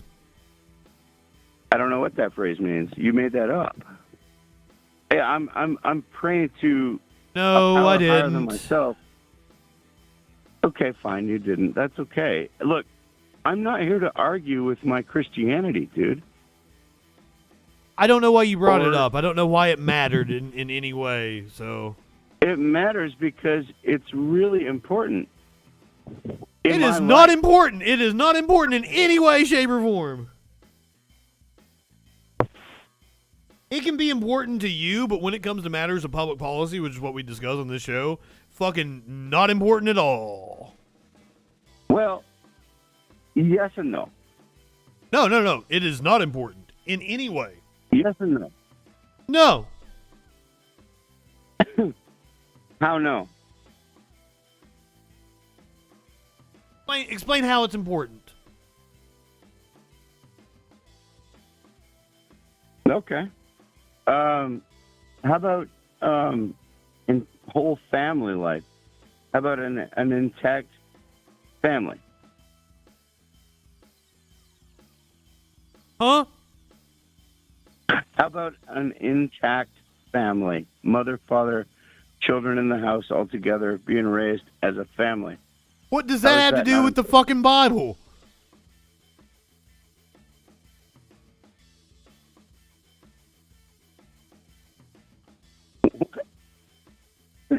That's the whole center.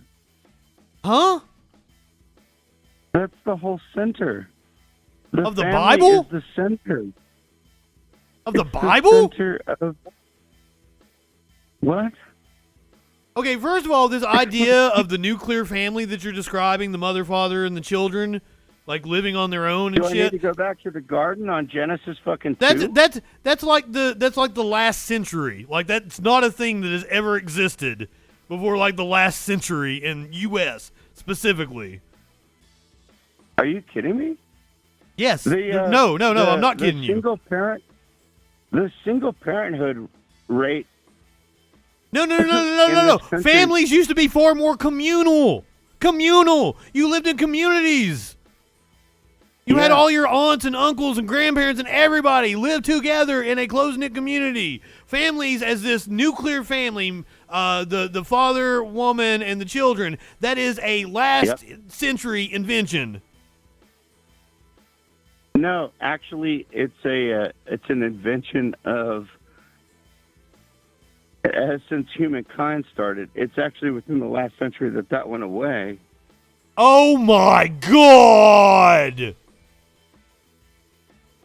You didn't listen to anything I just said, did you? I did. Families used to live more communally. Aunts, uncles, grandparents, everybody lived together. It wasn't this one small group, the father, the wife, and the children. That's a recent invention. You're making my point. Am I? Yeah. How? How are you 'Cause not? I just disputed what you just said. No, you didn't. You actually kind of went with it because I was saying that the problem we have now is the downfall of the American family, and you said The American family, which you described as a husband, wife, and children, is a recent invention. The idea of the American family isn't how it was. We lived communally.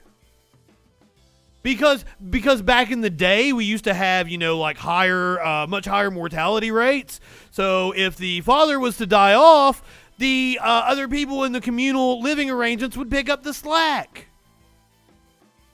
I know, I'm getting awful close to saying communism, aren't I? No, not at all. Love how our caller is advocating for communism, but doesn't even know it. Once you call it communism, they'll be like, oh no, that's anti-American. No, dude, that's not what I'm saying at all. You're actually making my point. I'm not. Yes, you are. Continue. You're making my point by taking it back a couple of generations. Because my point was that the family is a mother, father, and children. And then you went ahead and took it back a couple of generations to say that it used to be aunts, uncles, grandmas, grandpas, mothers, fathers, because, cousins, sisters, brothers, uncles. And you're making my point. You are making my point. No, I'm not. Yeah, I was are. You just refuting your point. No, you're not. You're making my point. Because I wasn't trying to go back 5 generations. And you're making my point, showing the evolution of the family going from what you talk about to what I originally brought up to now 70% fucking single mothers in the black community and 40% single mothers in the white community and like 4%, or I don't even know the number, honestly, in the Asian community. And guess who's doing well? The Asians. Better than everybody. Mother and father and the family. And it doesn't have anything to do with our Lord and Savior, Jesus Christ. It has to do with the creation of the family that God himself did that. The creation of the family. You can fucking cover your eyes, but you made my point. No, I didn't. Goddamn. Fuck. You didn't mean to. You didn't mean to. You didn't mean to. You did, though. Because you kind of just fucking... I didn't even bring it up. You go ahead and did that. Curious, sir. Welcome. Good evening. I honestly don't know what your point is, dude. I really don't. Yeah, you do. All over the place. Yeah, you do. Family is what God created, and the better family situation you have, the more successful you're going to be. And really, that's what it boils down to. Oh, and really? Is that true? Is that true? Is that true? Is that true? Oh, the better the family situation is. Dude, like fucking, I live alone, man. I live alone. I know. I can't stand people. You were probably raised with a mother and father in the household, though. My dad wasn't around. My dad was a drug addict. You raised money and father in the house, dude. So you are a success story. Am I? Good on you. What the fuck? Good on you, man.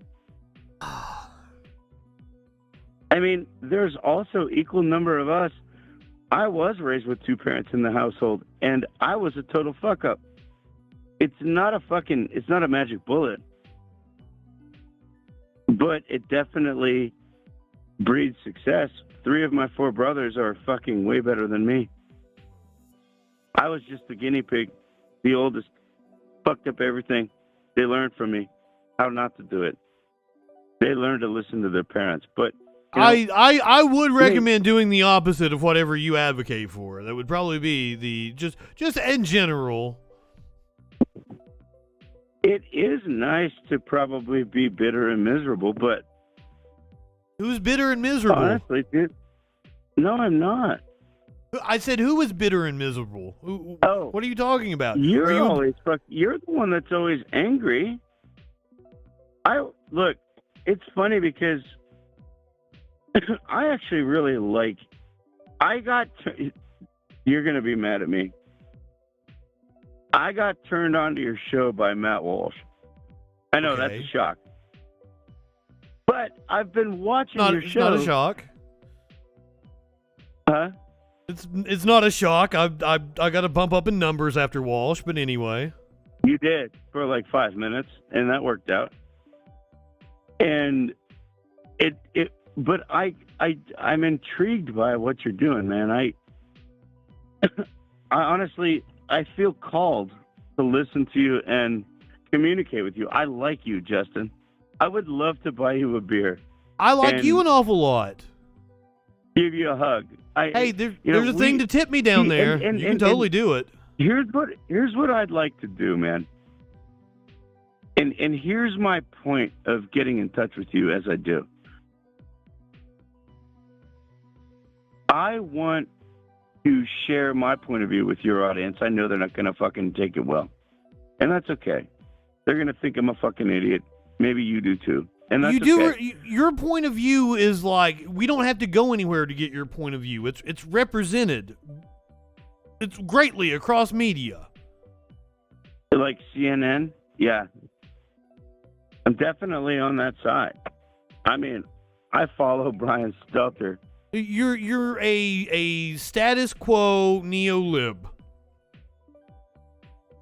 What? You're a status... You mean neocon. Neo-lib. You're a neo-lib. Neocon. You probably would have voted for... You're old enough. You voted for Clinton, didn't you? I did. There you are a status quo neo-lib. Yes, you are a neo-liberal. I voted for Obama the first You're a time. Neoliberal. I did not vote for fucking Obama the second time, though. I didn't You vote are a for Romney either, neoliberal. 'cause fuck him. But you're a neoliberal. I did not vote for Trump the first time. You voted for him the second time? Yeah. I don't see how anyone can sit through the administration and then, I'm going to vote for this again. That's absurd to me. Yeah, no, it was weird. There was low tax rates, low unemployment, low gas prices, good economy. No, hold on. It was hard to vote for him. It was really hard to vote for him. You do understand he had nothing to do with any of that shit, right? And I do now. God damn it! Where were you before? Well, okay. Here's it. When it comes to low gas prices, let's take that for instance. One of the reasons for the low gas prices was because during the Obama administration there was an explosion of fracking. Yeah, that's true, because he was so pro fracking. Are you dismissing me? Because what I'm saying is I'm true. hearing you out. You're right. No, it that sounded was like disrespectful, Justin. I'll stop. Go ahead. But no, you don't believe what I just said, do you? So like, here's the thing: is you're talking about finding common ground, but every time I tell you something that's factual, you dismiss me. Dude, you're right. Obama was on that side. You're right. He did do that. But every time, like, you try to dispute me, you come up with something that's not factual. And then I have to, like, go and I have to fucking, like, research shit to show why you're wrong. Fine. And it's like, it's exhausting. You understand that, right?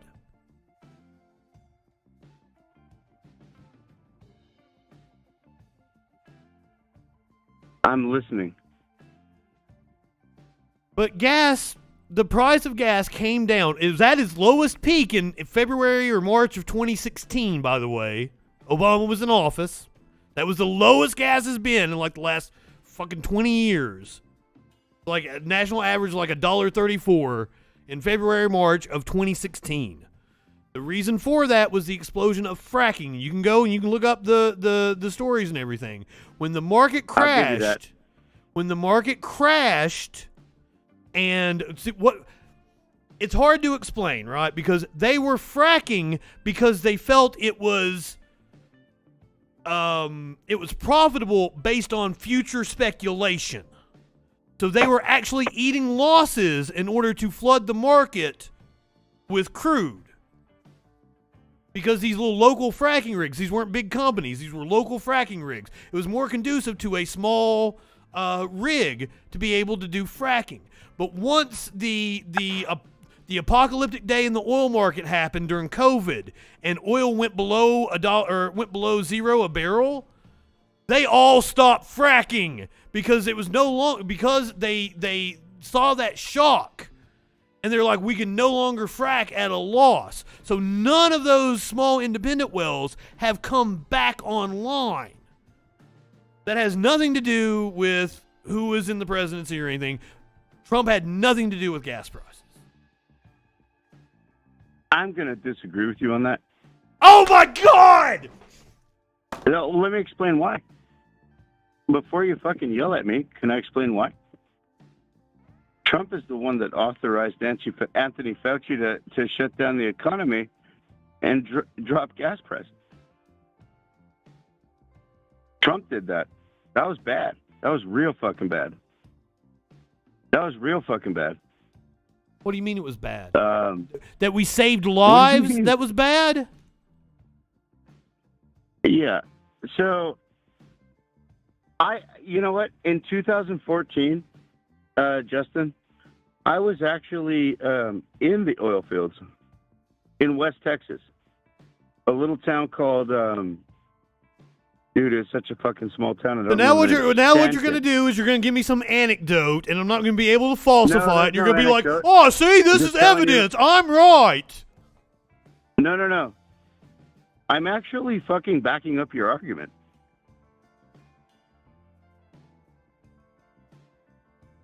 I'm backing up your argument. Obama did do that. We had like 150 fucking new wells in the area that we were working in. And yeah, I know, because I know what I'm talking about. Yeah, but I never said that was untrue. But you did say very dismissively, oh yeah, Obama did that. Remember? You blew it off like I didn't know what I was talking about. You remember. You even apologized for it. I did. I had a fucking knee-jerk reaction. Yeah, because what I was saying to you was the opposite of the right-wing narrative. I don't live my life on narratives. I live my life on what I see in front of me. Why did Mick Jagger roll to Miami? That is right-wing propaganda, dude. He did do that. That's you still don't understand why that's a stupid fucking argument, do you? You can't even get away from it. So I must be onto something. No, you don't understand why that's a stupid argument, do you? Tell me. Oh my God. Because he didn't want to wait for the fucking National Health Service of Britain to approve his heart operation? Is that why it's stupid? I'm not sure. No, help me out. I really don't. He is a rich person. He can get preferential treatment. Here. I am not a rich person.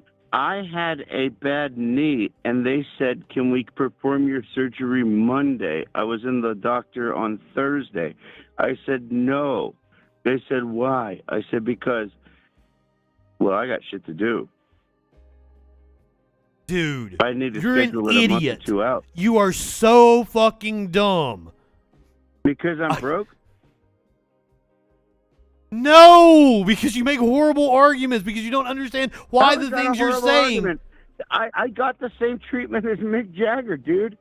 I am not a fucking millionaire.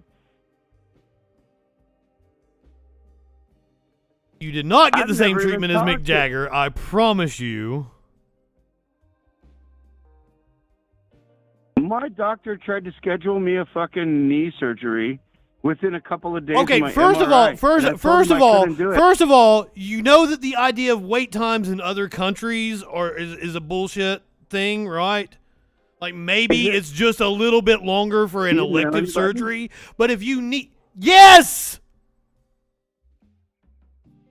Everyone around the world laughs at us and our stupid ass healthcare system.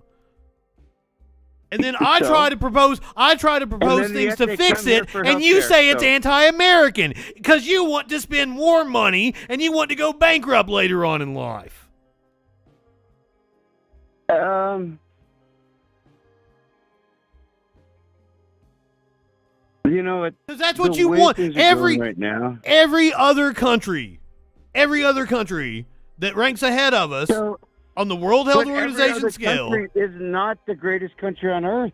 We're not the greatest country on earth, you stupid Every other fuck. country- How are we the greatest country on earth? By what metric? By what measurement? What data can you give me that we're the greatest fucking country on earth? Please, tell me. I can tell you right now. Okay. The fact that you're able to fucking say that we aren't and you're not in handcuffs. We're like fucking 20-something in press freedom. We yeah, do but not that's- we do not rank first the in freedom of The only speech. people that are getting fucked are the. And let me quote, tell you, unquote, Steve January 6th Donzinger, rioters. Steve Black Donzinger Lives would Matter say, and you Antifa fucking run idiot. rampant You're in coming the in here. street. You're coming in here and tell me the January 6th protesters are having their freedom taken away from them when they committed crimes, are. when they committed an insurrection They on didn't this commit any country. What about You're the an fucking idiot. cop who shot? What about the cop who shot that lady? Dude, That you're guy's an a fucking idiot. national treasure. You're an idiot. And she was unarmed, but the fucking officer who shot Michael. She was Brown trying to while break he was in under a attack. fucking door, just feet from sitting members of Congress. No, they weren't. Yes, they were. We've all seen the video, you stupid fuck. We Okay, watched so how it about here this? on this First show, of live, first and of we've all, analyzed the first of all, videos over and over and over again. There's Do you realize no how reason- stupid what you are there's no saying reason- is? There's no reason to call me names, dude. That's You're an unnecessary. idiot. That's mean. You're an Yeah, idiot. maybe. If you That's your think opinion, man. if you think the insurrectionists on January 6th are having their freedom trampled on, you're a fucking idiot, and there is no common ground to find with you. Yes, there is. No. How come? Because Antifa's you not think getting the- fucking Look, terrorists hey. that attack this country are having their freedom trampled, I think you're an idiot. Justin, that's okay. No, you support terrorists. love you. I don't. The problem that I'm asking you is for at least the same standard for Antifa and Black Lives Matter riots. What are you talking about? There were mass What arrests am I talking throughout about? Antifa and Chaz Black Lives Cox? Matter. And let me tell you, the people that were committing Chaz violence, dude, you don't know what the fuck you're talking about. You've listened to right-wing fucking propaganda, and you're an idiot. I'm from Seattle. Hey, dipshit. let me tell you exactly who did all the violence during the Black Lives Matter protests. It was right-wing militias. Right-wing militias. With Right-wing black umbrellas militias. throwing fucking firecrackers at prayer protests in Portland. That's it. That was the right-wing militia who did that. The fuck are you talking Do you not- about? Oh, you're do you blah, not blah, blah, follow blah. Andy No. Do you not Do I not follow follow? Andy No, No? Andy No is a white supremacist, you stupid fuck. That's true. There's a lot of fucking ching-chong white supremacists out there. God damn.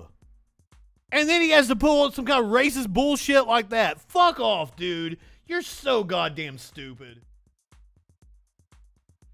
Fuck me. Feds say far-right group coordinated attack on Minneapolis police precinct during protest. U.S. Attorney's Office for the District of Minnesota on Friday announced that the FBI brought charges against a member of the far-right Boogaloo Boys for organizing and participating in an effort to incite a riot outside the Minneapolis police precinct in May amid the protests against the police killing of George Floyd.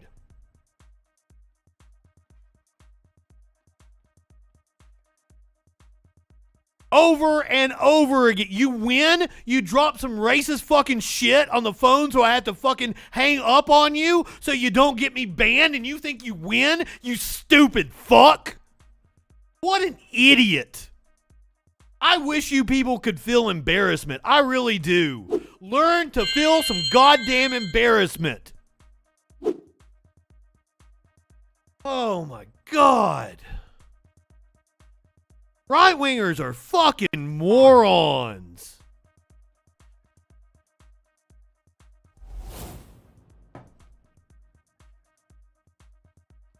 I win. Yeah, you won all right, you stupid fuck. No, I can't keep you on the phone if you're going to say racist shit. It will get me banned, you dumb motherfucker.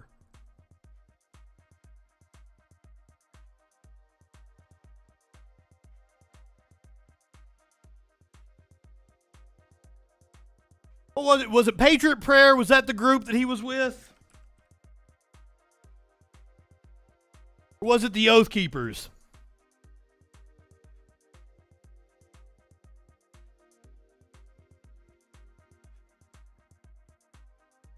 Was that the picture of him with the Patriot Prayer? Was that the one? Andy No has actually, you said some racist fucking shit, dude, and then come on here and say you're not a racist. Andy NGO has been with fucking violent extremist groups while they planned attacks. You fucking idiot. Don't you follow Andy NGO? What a fucking moron.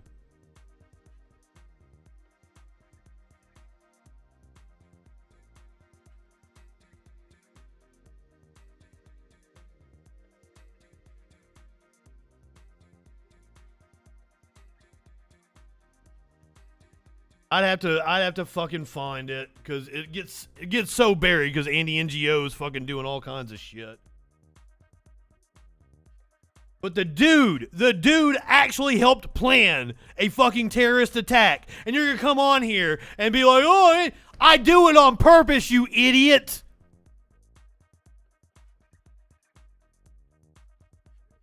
God damn, right-wingers are morons. Fucking idiots. I'll tell you what, come back tomorrow and I'll show you exactly who Andy NGO is. Fuck. I can't remember if it was Patriot Prayer, if it was the Oath Keepers, or the 3%ers, which fucking group he was with when they were planning one of their fucking attacks. But he was literally there with them. On camera. All of his videos about Antifa are deceptively edited. Is armed militia influence growing in U.S. politics? And by the way, since I had this argument with somebody earlier today, it seems like a good time to pull out this graph because people want to dispute it. Both the FBI and the ADL agree the vast majority of extremist-related killings in the U.S. perpetrated by right-wing extremism. Right-wing extremism. John, he was. You're a fucking idiot. That's why you don't know. Stupid fuck. Come back tomorrow. I'll show you. I'll show you the evidence, you stupid fucking prick. The danger of armed right-wing militias has recently been thrust into the national spotlight, but when it comes to violent domestic extremism, by the way, notice the date on this. It was before the story we're getting ready to talk about. But when it comes to violent domestic extremism, experts say U.S. authorities have had their eyes off the ball for quite a long time. Over the years, because of quite a few failures in court, the government grew more nervous about pursuing these groups. Then 9/11 shifted the federal apparatus to look at foreign terrorism, and now it's kind of the Wild West, said Heath Drusen, host and creator of the podcast Extremely American, which examines the nexus between militia movements and politics nationally and in targeted regions of the country. Drusen was speaking at a recent webinar hosted by the Joyce Foundation. Every state has a law that says you can't impersonate the military, you can't impersonate law enforcement, you can't be a private group that assumes the duties of either one. But the government really hasn't started paying more attention to domestic extremism until now. As a result, organizations such as the Proud Boys, the Oath Keepers, and the 3%ers have sprouted in states around the country, galvanized by their polarization surrounding the Trump administration, the COVID-19 pandemic, and the 2020 insurrection attempt. As of 2021, the Southern Poverty Law Center has documented 1,221 active hate and anti-government extremist groups across the United States. Not all 1,200 are white nationalists, there are black nationalist groups, but the vast majority of them are white nationalist groups. Cruzen says it is not just the size of the group's membership that raises concerns, but also that their mission and the methods they want to use to achieve it are changing. Almost all of them will say that if the government becomes tyrannical, then they will fight. They were once content to just train and have their ideology and not just electoral politics in general, but now there's a whole new generation of younger leaders that want to affect change and are going to run for office to do it. Shasta County would be a perfect example. Also, the Whitmore kidnappers were not found not guilty. Frick is an idiot. That's a radically different approach. Recent media reports appear to confirm the shift towards mixing politics with armed militancy. In Idaho, Amon Bundy, who led an armed takeover of a federal wildlife refuge in Oregon and was later acquitted, has mounted a campaign for governor. In California, voters handed control of the Shasta County Board of Supervisors. I didn't even know they were going to mention it. To a group aligned with local militia members, outing an established conservative Republican. By the way, we're getting ready to head over to the media winch in a little bit, and she'll tell you all about what's going on in Shasta County. That's probably on the docket tonight on Meltdown Monday. Washington State. Ashley Sova, a homeschooling anti-masking member of the far-right 3% movement, was sworn into the 5-person Eatonville School Board, becoming the second member of the militia group to join. Jonathan Oosting, Capitol reporter at Bridge, Michigan, whose beat has included coverage of extremist movements in Michigan and their political activity, believes the ongoing push by these militia groups to legitimize themselves in the public square has been supported and, in some cases, precipitated by the current members of the Republican leadership. And Senate Majority Leader Mike Shirkley has met with militia leaders and given them advice on how to message better and appear less threatening, while gubernatorial candidate Ryan Kelly invited armed protesters to provide extracurricular security detail at a Capitol rally. Groups are trying to mainstream themselves, and they're attending these pandemic-related rallies to present a new face to the public, with assistance from politicians that says they're just part of a larger group of activists that they were very upset at the time. A dangerous misdirection that hides an ominous trend spreading across the U.S. The total number of active far-right militias and militant social movements in the U.S. declined last year. Many groups actually increased their activity and influence, according to a 2022 report by the Armed Conflict Location and Event Data Project, which maps political violence and protests around the world. The Proud Boys, for example, experienced a 15% overall rise in general activity in 2021. The group's engagement in violent demonstrations rose by 57%, while a third of all counter demonstrations involving two opposing groups in 2021 involving far-right militias and MSMs turned violent or destructive, up from a fifth in 2020.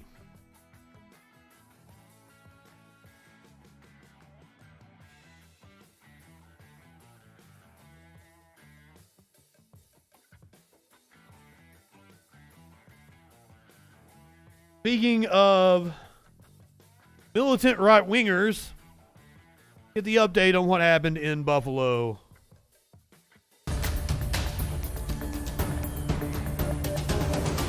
We're learning more about the deadly mass shooting over the weekend at a supermarket in Buffalo, New York. 10 people were killed and 3 others injured, ages ranging from 20 to 86 years old. Now, the 18-year-old suspect is accused of driving more than 3 hours to carry out what police are calling an act of racially motivated violent extremism. Bradley Blackburn reports from the scene.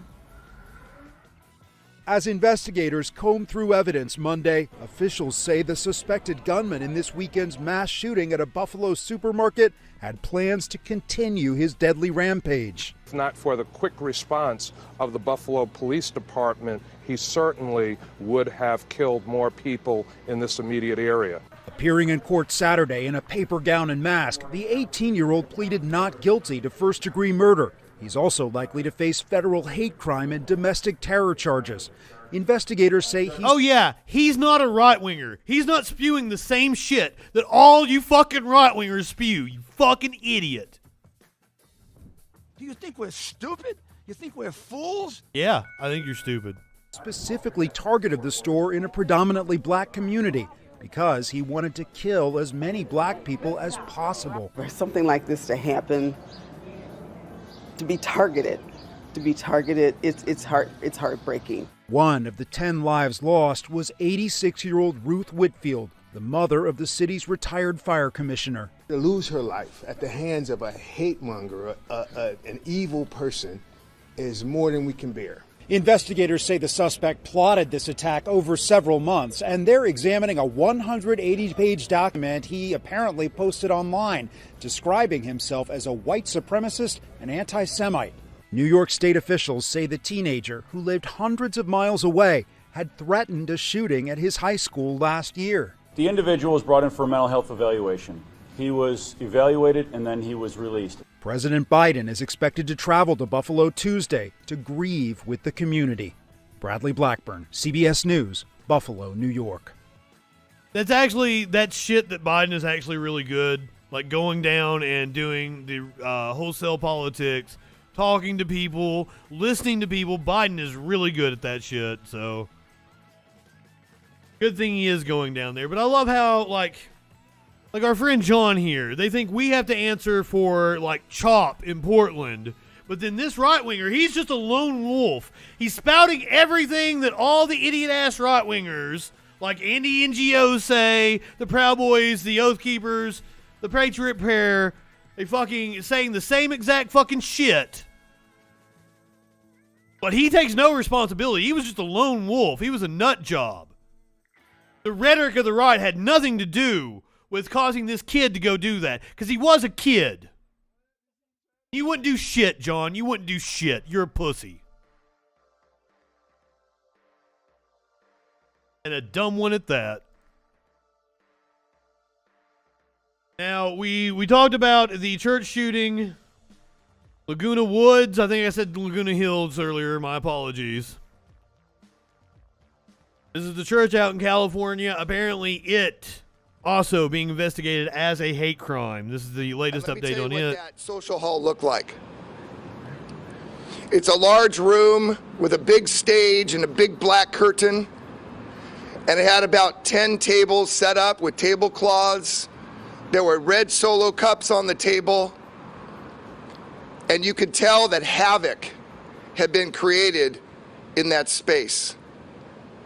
There was turned over containers of popcorn. A person left their walker, their cane, on the table because it was obvious from the scene that they had to get out of there as quickly as possible in an utmost panic. Lined on the walls in that social hall are New Testament phrases. Phrases about how we should treat our neighbors, how should we treat each other, how we should love. And I will tell you that evil was in that church yesterday. But I will tell you that that church, the congregants, and obviously the decedent, Dr. Cheng, and the others who were shot, and all the other congregants, engage in the most heroic activity one could ever imagine. But one of the youngest congregants there yesterday, Dr. Cheng, 4 incendiary devices found inside the church. That there was elderly everywhere. God damn. Couldn't get out of the premises because the doors had been chained. After others had been shot, Jesus Christ. He took it upon himself to charge across the room and to do everything he could to disable the assailant. He was shot. And then there was an attempt to shoot him again, but the gun jammed. And he succumbed to his injuries. He sacrificed himself so that others could live. That irony in a church is not lost on me. Phew. Heart-wrenching details. I thought it was going to be a first-hand account, but apparently it was a detective reading a first-hand account. In the day's other news, police in Southern California say a Chinese immigrant acted out of hate for Taiwan in a Sunday shooting at a church. One person was killed. Wow. And one wounded. The gunman opened fire at a luncheon for a Taiwanese immigrant congregation and was then overpowered. The local sheriff said today the man had lived in Taiwan before coming to the U.S. Based on preliminary information in the investigation, it is believed the suspect involved was upset about political tensions between China and Taiwan. The suspect, 68-year-old David. Well, why take it out on Americans? That doesn't make sense. And attempted murder. A former neighbor said today that Cho was never the same after he was nearly beaten to death several years ago. There has been movement today on the baby formula. Wait, after he was beaten to death? Jesus.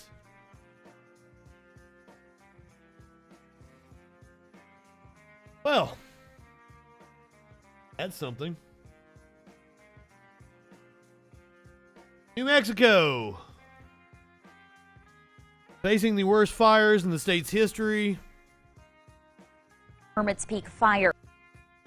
No, clearly, idiot, he was a Chinese supremacist. Fuck off! You're so goddamn dumb!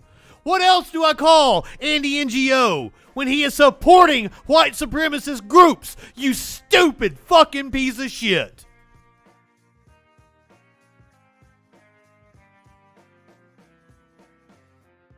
I swear! Like, talking to you is like talking to a brick fucking wall. You don't have a goddamn clue what you're saying, and you just want to spout off right-wing nonsense. I gave you plenty of time to talk, and you said fucking nothing. I wish you would recognize the limits of your mental capacity. You're not that bright, and you shouldn't act as if you are.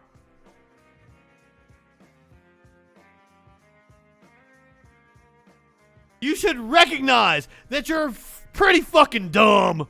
You're a pretty fucking dumb guy. I got nothing against you. It's not personal. I'm just tired of your fucking idiocy weighing on me. You call in. You won't listen to anything I have to say. You tell me everything I say is wrong, but you want to find common ground with me. Meanwhile, everything you spout is indeed wrong. And you're most certainly not. So why do you attempt to have opinions on things? Why can't you just say, hey, I'm out of my league here. Maybe other people know better than me about this shit. That's what I wish people like you would do. But you don't. You don't. You don't recognize the limits of your own intelligence. I got nothing against you personally. You're a good guy. Hey man, like I fucking respect you for being able to take a beating from me. But god damn, man, understand what it's like for us. Like you come in here, you're kind of condescending. You're very self-righteous, and you mouth off about shit you don't know about. Seriously. But, like, I don't understand. If you're here, like, why aren't you here, like, listening to what I have to say? You will learn shit.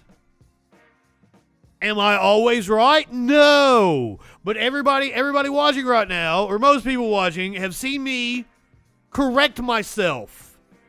I take great pride in the fact that I will admit when I am wrong on stream.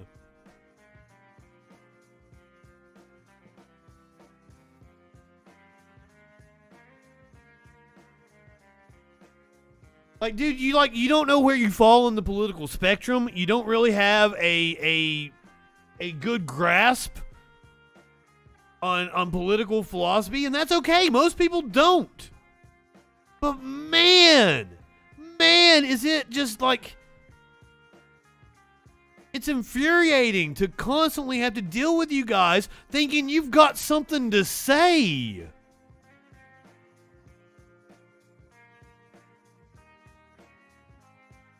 Like, I'm sorry I hung up with you, but like, you dropped some racist shit.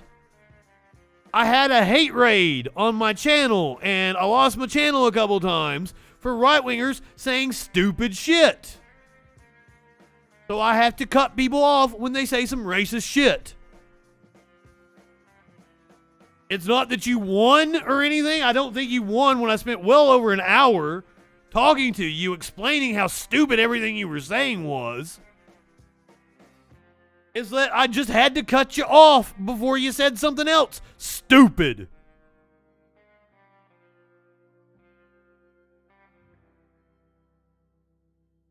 Proving a point about what? About how not racist right-wingers are? Jesus Christ. Andy, no. That's how you say his name. I'm well aware. Andy, no. Associates with white supremacist groups. He covers for them. He does propaganda for them. So what else am I supposed to call him? And if you will come back tomorrow, I will do a deep dive on Andy New and why you shouldn't listen to anything that goddamn idiot has to say.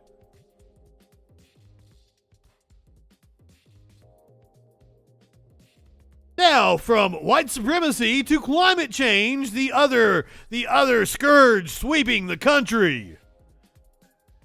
Calf Canyon Hermit's Peak fire continues to push north near Angel Fire in New Mexico. This is the worst fire in the state's history, or worst fire in the last 30 years.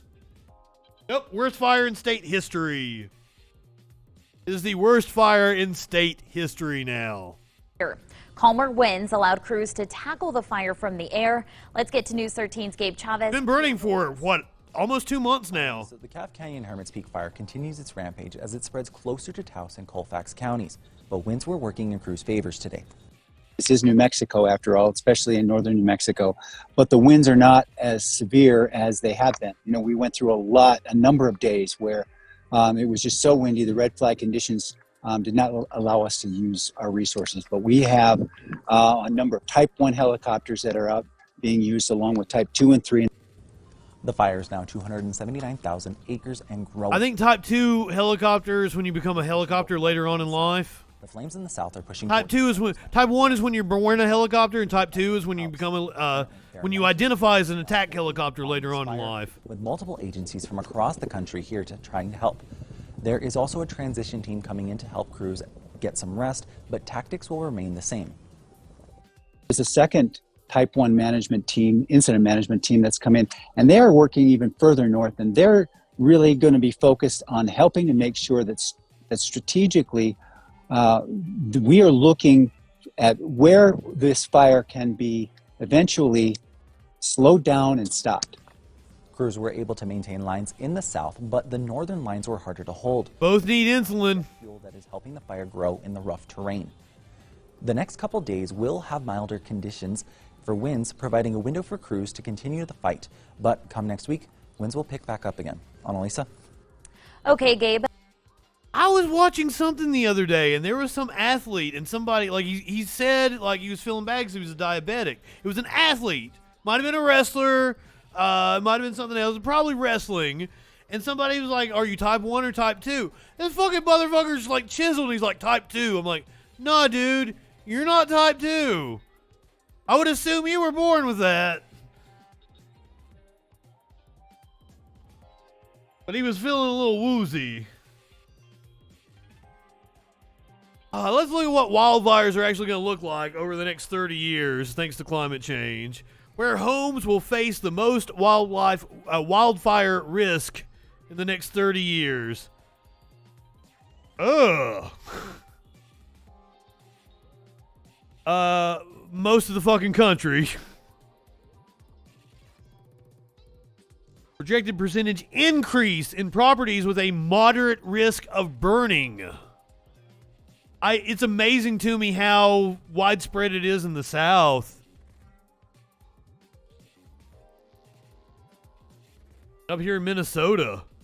Yeah. Well, this is an increase in burning, but you see these deep dark red in the forests in California and in the Pacific Northwest. New research shows climate change will cause a steep increase in the exposure of U.S. properties to wildfire risks during the next 30 years, doubling the risk level in many areas. While broad trends in wildfire risks have become clear, this is the first time probability-based wildfire risk data will be made available to property owners and prospective owners to help them make informed decisions. With wildfires already raging across the West, scientists have shown clear links between human-driven climate change and escalating wildfire intensity, frequency, and size. In addition, the seasonal timing of wildfires is shifting in many states, with fires lasting later into the fall and beginning earlier in the spring. As far as I know, California doesn't have a fire season anymore.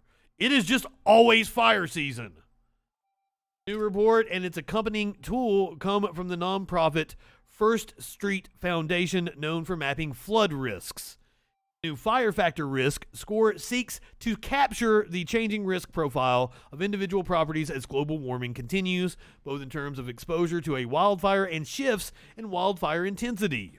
In a report accompanying the fire factor release, the researchers present the state-by-state findings from its new peer-reviewed open-source risk model, which projects wildfire risks out to the next 30 years, the span of a typical mortgage. Hey, maybe our friend John Prick is right, though, and Jeebus getting ready to come back. Are you prepared for the apocalypse? Signs in the heavens. Blood red skies in China, a super flower blood moon in the U.S., and the biblical end times. Unique weather conditions in China's port city of Zhaozhen caused the sky to turn blood red last week and left many of the city's residents wondering if the end of the world had come. I'm kind of doubting it. A sense of panic could be heard in the voices of some of the residents as they recorded the eerie phenomenon, which was seen under thick layers of fog. You guys ready to see it? 这天，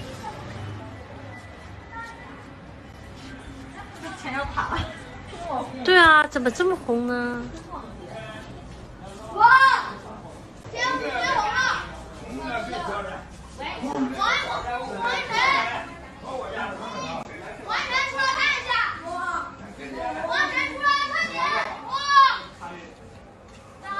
？Apparently, I didn't get to see it, but everybody was raving about how cool the eclipse and the blood moon was. 他叫什么？这是什么天气啊？哇靠，这个天怎么啦？ I've got several friends that live kind of far out in the county, and they were talking about how awesome it was being away from all the light pollution. Curious, sir, are you still here? Did you see it when you were in Colorado? Are you guys out somewhere that was away from light pollution? John agrees that greed sucks, but he won't do anything to fix it. He'll just say anything that would fix the greed problem is, anti-USA or some shit. We're the greatest country on earth. Yuck, yuck, yuck, yuck.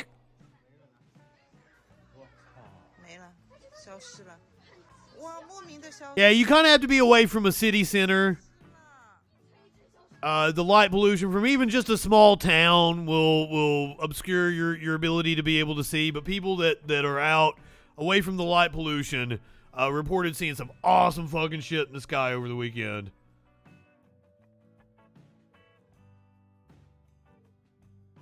Some users on China's version of TikTok called the red sky a bad omen over China's handling of the COVID-19 pandemic. Weird. We're reading from a, CBN News, Christian Broadcasting Network, so it's bullshit. Absolute bullshit. Chinese local media later claimed the blood-red sky was caused by the refraction of the lights from fishing boats. Weather conditions are good. More water in the atmosphere forms aerosols, which refract and scatter the light of fishing boats and create the red sky seen by the public. Other users suggested the rare occurrence could have been caused by particulate matter still in the atmosphere from the Tonga volcanic eruption in January. NASA has found that the Tonga eruption effects even reached space. Another video shared by a user who was farther away from the port shows the entire sky over the city was not red, but that only the part beneath the fog layer.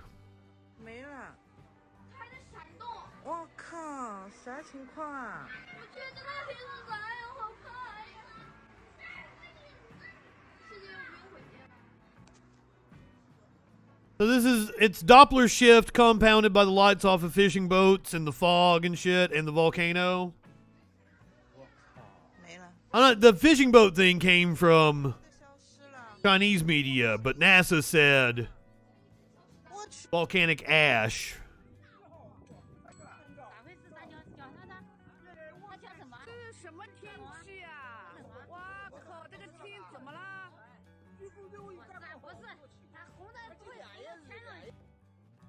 No 4 horsemen rode across the sky. No apocalypse. We still here. We'll be here tomorrow doing the news. Playing cute animal videos at the end. This puppy really loves the car wash. Guy comment, they can't explain it. I can explain why this puppy loves to get brushed like that, though. Look how fucking cute. Oh, Sky Comet, I forgot to acknowledge your bits. You are awesome. Thank you for the bits. I think I was in the middle of ranting at that point in time.